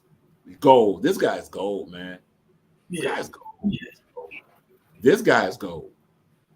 Of the private party, this like, you know what's funny? Hey, Montel Ford, you got a twin. There it is. So look, if you catch Bianca Belair walking with Isaiah Cassidy, it ain't cheating. All right. Of course. I mean, the voice of Ring of Honor. I mean, let's just move on. Oh, wow. This gets really easy. Gee, I wonder what we're doing with this guy. All right, then. Fascinating dude. Got to see more about him. Let's see more. You know, they're pushing him. Let's see what happens. She is good. She's good. Let's see more. She's not great in the ring, but something about her that just is captivating. You know, it's a combination of charisma and promo. Wrestling, she got to work on. Okay, so we got to fire this guy tomorrow, right? Yeah, right. He's been on a lot of Ring of Honor shows, all that good stuff. He's in development. Let him be there. This guy does not get enough credit for the character he brings to the show. Salute to Excalibur. Again, Dark Order don't matter. You don't either. You may have to find a new gimmick. You're a veteran. You stay. Who are you? You go. Bona fide gold. Yeah, you're good. I don't like that tongue thing you do. That's pause worthy, but salute. Of course, you're a Rhodes. They're not going to fire you. Who are you? Who are you? Who are you? Goodbye. Yeah, goodbye. Oh, ladies and gentlemen, the gold standard. She is the gold standard of all the females of AEW. I don't care what they got to do. Give her a quote unquote lifetime deal. Her, Mercedes, but that's why they're doing the program against each other, because she gets it. You could tell she adores the business. You could tell she can wrestle. She knows what to do. She knows how to use the kid. She is what Charlotte is. She is who Charlotte Flair wished she was. Straight up. Legend, Hall of Famer, even though you could use a break, but legend, Hall of Famer. I don't like her, but keep her. I know that sounds weird, but keep her because she could be useful in some feuds. Like, okay, how about this? If you're having a slow TV show and you got some available TV space, use her. I don't like her though. Look. There's another one that gets it. She gets it. The Virtuosa. Awesome wrestler, awesome personality. Yeah, there's nothing debatable here. There's nothing debatable here. Oh, I mean, geez. You notice how we scroll up, how much easier this gets? Because look at this. And look at this. And look at this. If they're not going to use you, they should send you to the Indies, bro. Yeah. It's sad because there's use of him. There's use of him. He's hilarious. He is like the Caucasian form of Prince Nana. Use him. But if they're not, then go ahead and open up the roster spot. This guy here, this is my guy, man. You know who he is? He's a combination of Jim Morrison from The Doors with a little bit of Sting and a little taste of Y2J from like his early career, all mixed in one. But now Dalton Castle, you got to get in better wrestling shape. You got to get in better body shape now. Come on, man. You kind of slipping. Of course. Let's keep it moving. Boom, boom, boom. Colt Cabana. Boom, boom, boom. Okay, my bad. Memory.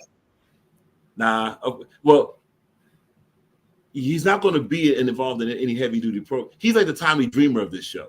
Let's keep him, bro. You're like what was dog? We got to get more out of you. More. And well, then again, unless he's satisfied with just being a bit player in the clique, fine. You know. In his role, he's gold, legend, Hall of Famer, and so is he. But legend, Hall of Famer. I mean, dog. I mean, when we get to this here, I mean, who is this? Oh, that's the new guy. Yeah, that's the new guy. That's the new guy. That's the guy that reads books and all the chicks want. Yeah, okay. All right. Yeah, this the guy that was in the. I think he's in the clique with Shane Taylor, if memory serves right. If y'all not gonna be a tag team, you're not gonna matter. Yeah, and my man, if Malachi Black leave, you probably should go with him. You're good with Jericho. I mean, duh. Oh, that's who you. Okay. Yeah, no one cares about you. Of course, you stay. Obviously, absolutely. No, goodbye. Not really. Same as your partner here. If y'all not gonna be a tag team or something, then whatever. Who are you? Goodbye. Who are you? Goodbye. Bonafide gold. And look, stay sober, bro. Please stay sober. Just saw him. He's cool. Yeah. Okay. Gold. She's just hidden, but she's gold. Okay. Mid card. If you don't find it, stay in the mid card for a little bit. If you don't find a story for you, go. They're trying to find something for you. They can experiment a little bit more. You're good. Bonafide gold. Bonafide gold. You're not going to be here much longer. Okay, cool. Who are you? Don't really know. Yeah, you're part of Dark Order. Same thing applies to all you Dark Order guys. Oh, okay. I think a backstage personality, maybe. Oh no, this is the hype man right here. He's the hype man. Yeah. Okay, you're good. If you're injured, get healthy quickly. The show could use you. One of the best ever to do it. Gold. They can really use her. Keep her. And who are you? Goodbye. 200 wrestlers on this roster. Wow. Shorter shows. How about this? Shorter. Oh, my bad. Did we cover her? I'm sure we covered her. Gold. Yeah. Freaking gold. All right, we're done. But yeah. So that's what it is as of now. We'll see what goes on from there. Yeah. I mean, I think Rusev can come back and yeah, she was speaking on Okada when she yeah, could see that. Well, what you think about Rusev and Will Ospreay for you? Will Ospreay can sell it. Rusev will sell it. What will be the feud over? The subject matter will matter here a lot. Probably the title. Just strictly on the title. That's enough. Okay. Well, you know what? Maybe Who got the TNT? Okay. All right. That was the belt. He you remember he was calling himself God over or something like that. Remember that whole rollout? Oh yeah. He was supposed to be the savior. He was calling himself the savior of wrestling. Okay. Yeah, if they win, okay, that could work. Mm-hmm. We're not gonna go through another roster tonight because that was a while.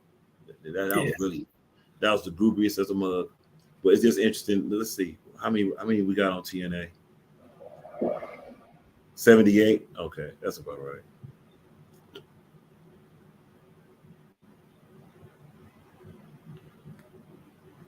Okay. Fascinating. Wow. So they got the NXT people on the TNA roster too. Okay. Oh, wow. Yeah.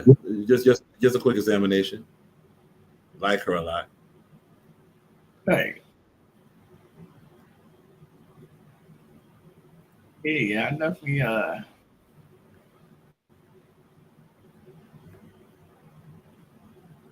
Fascinating stuff.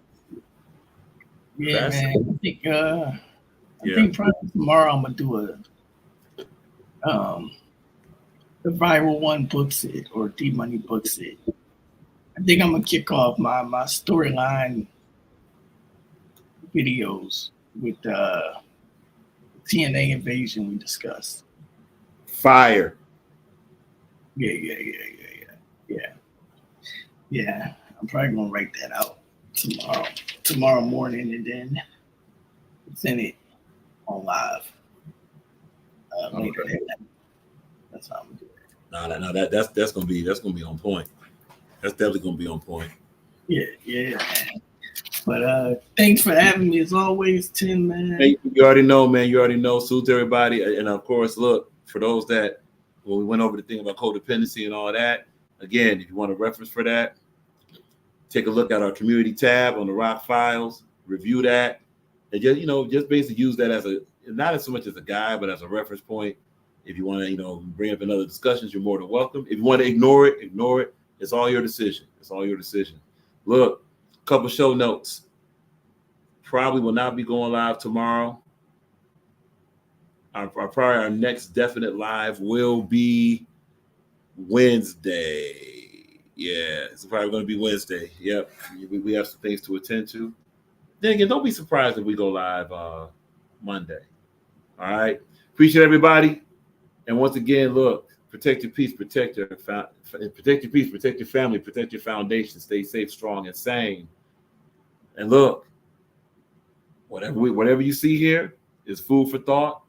You can eat it, reheat it, or dump it.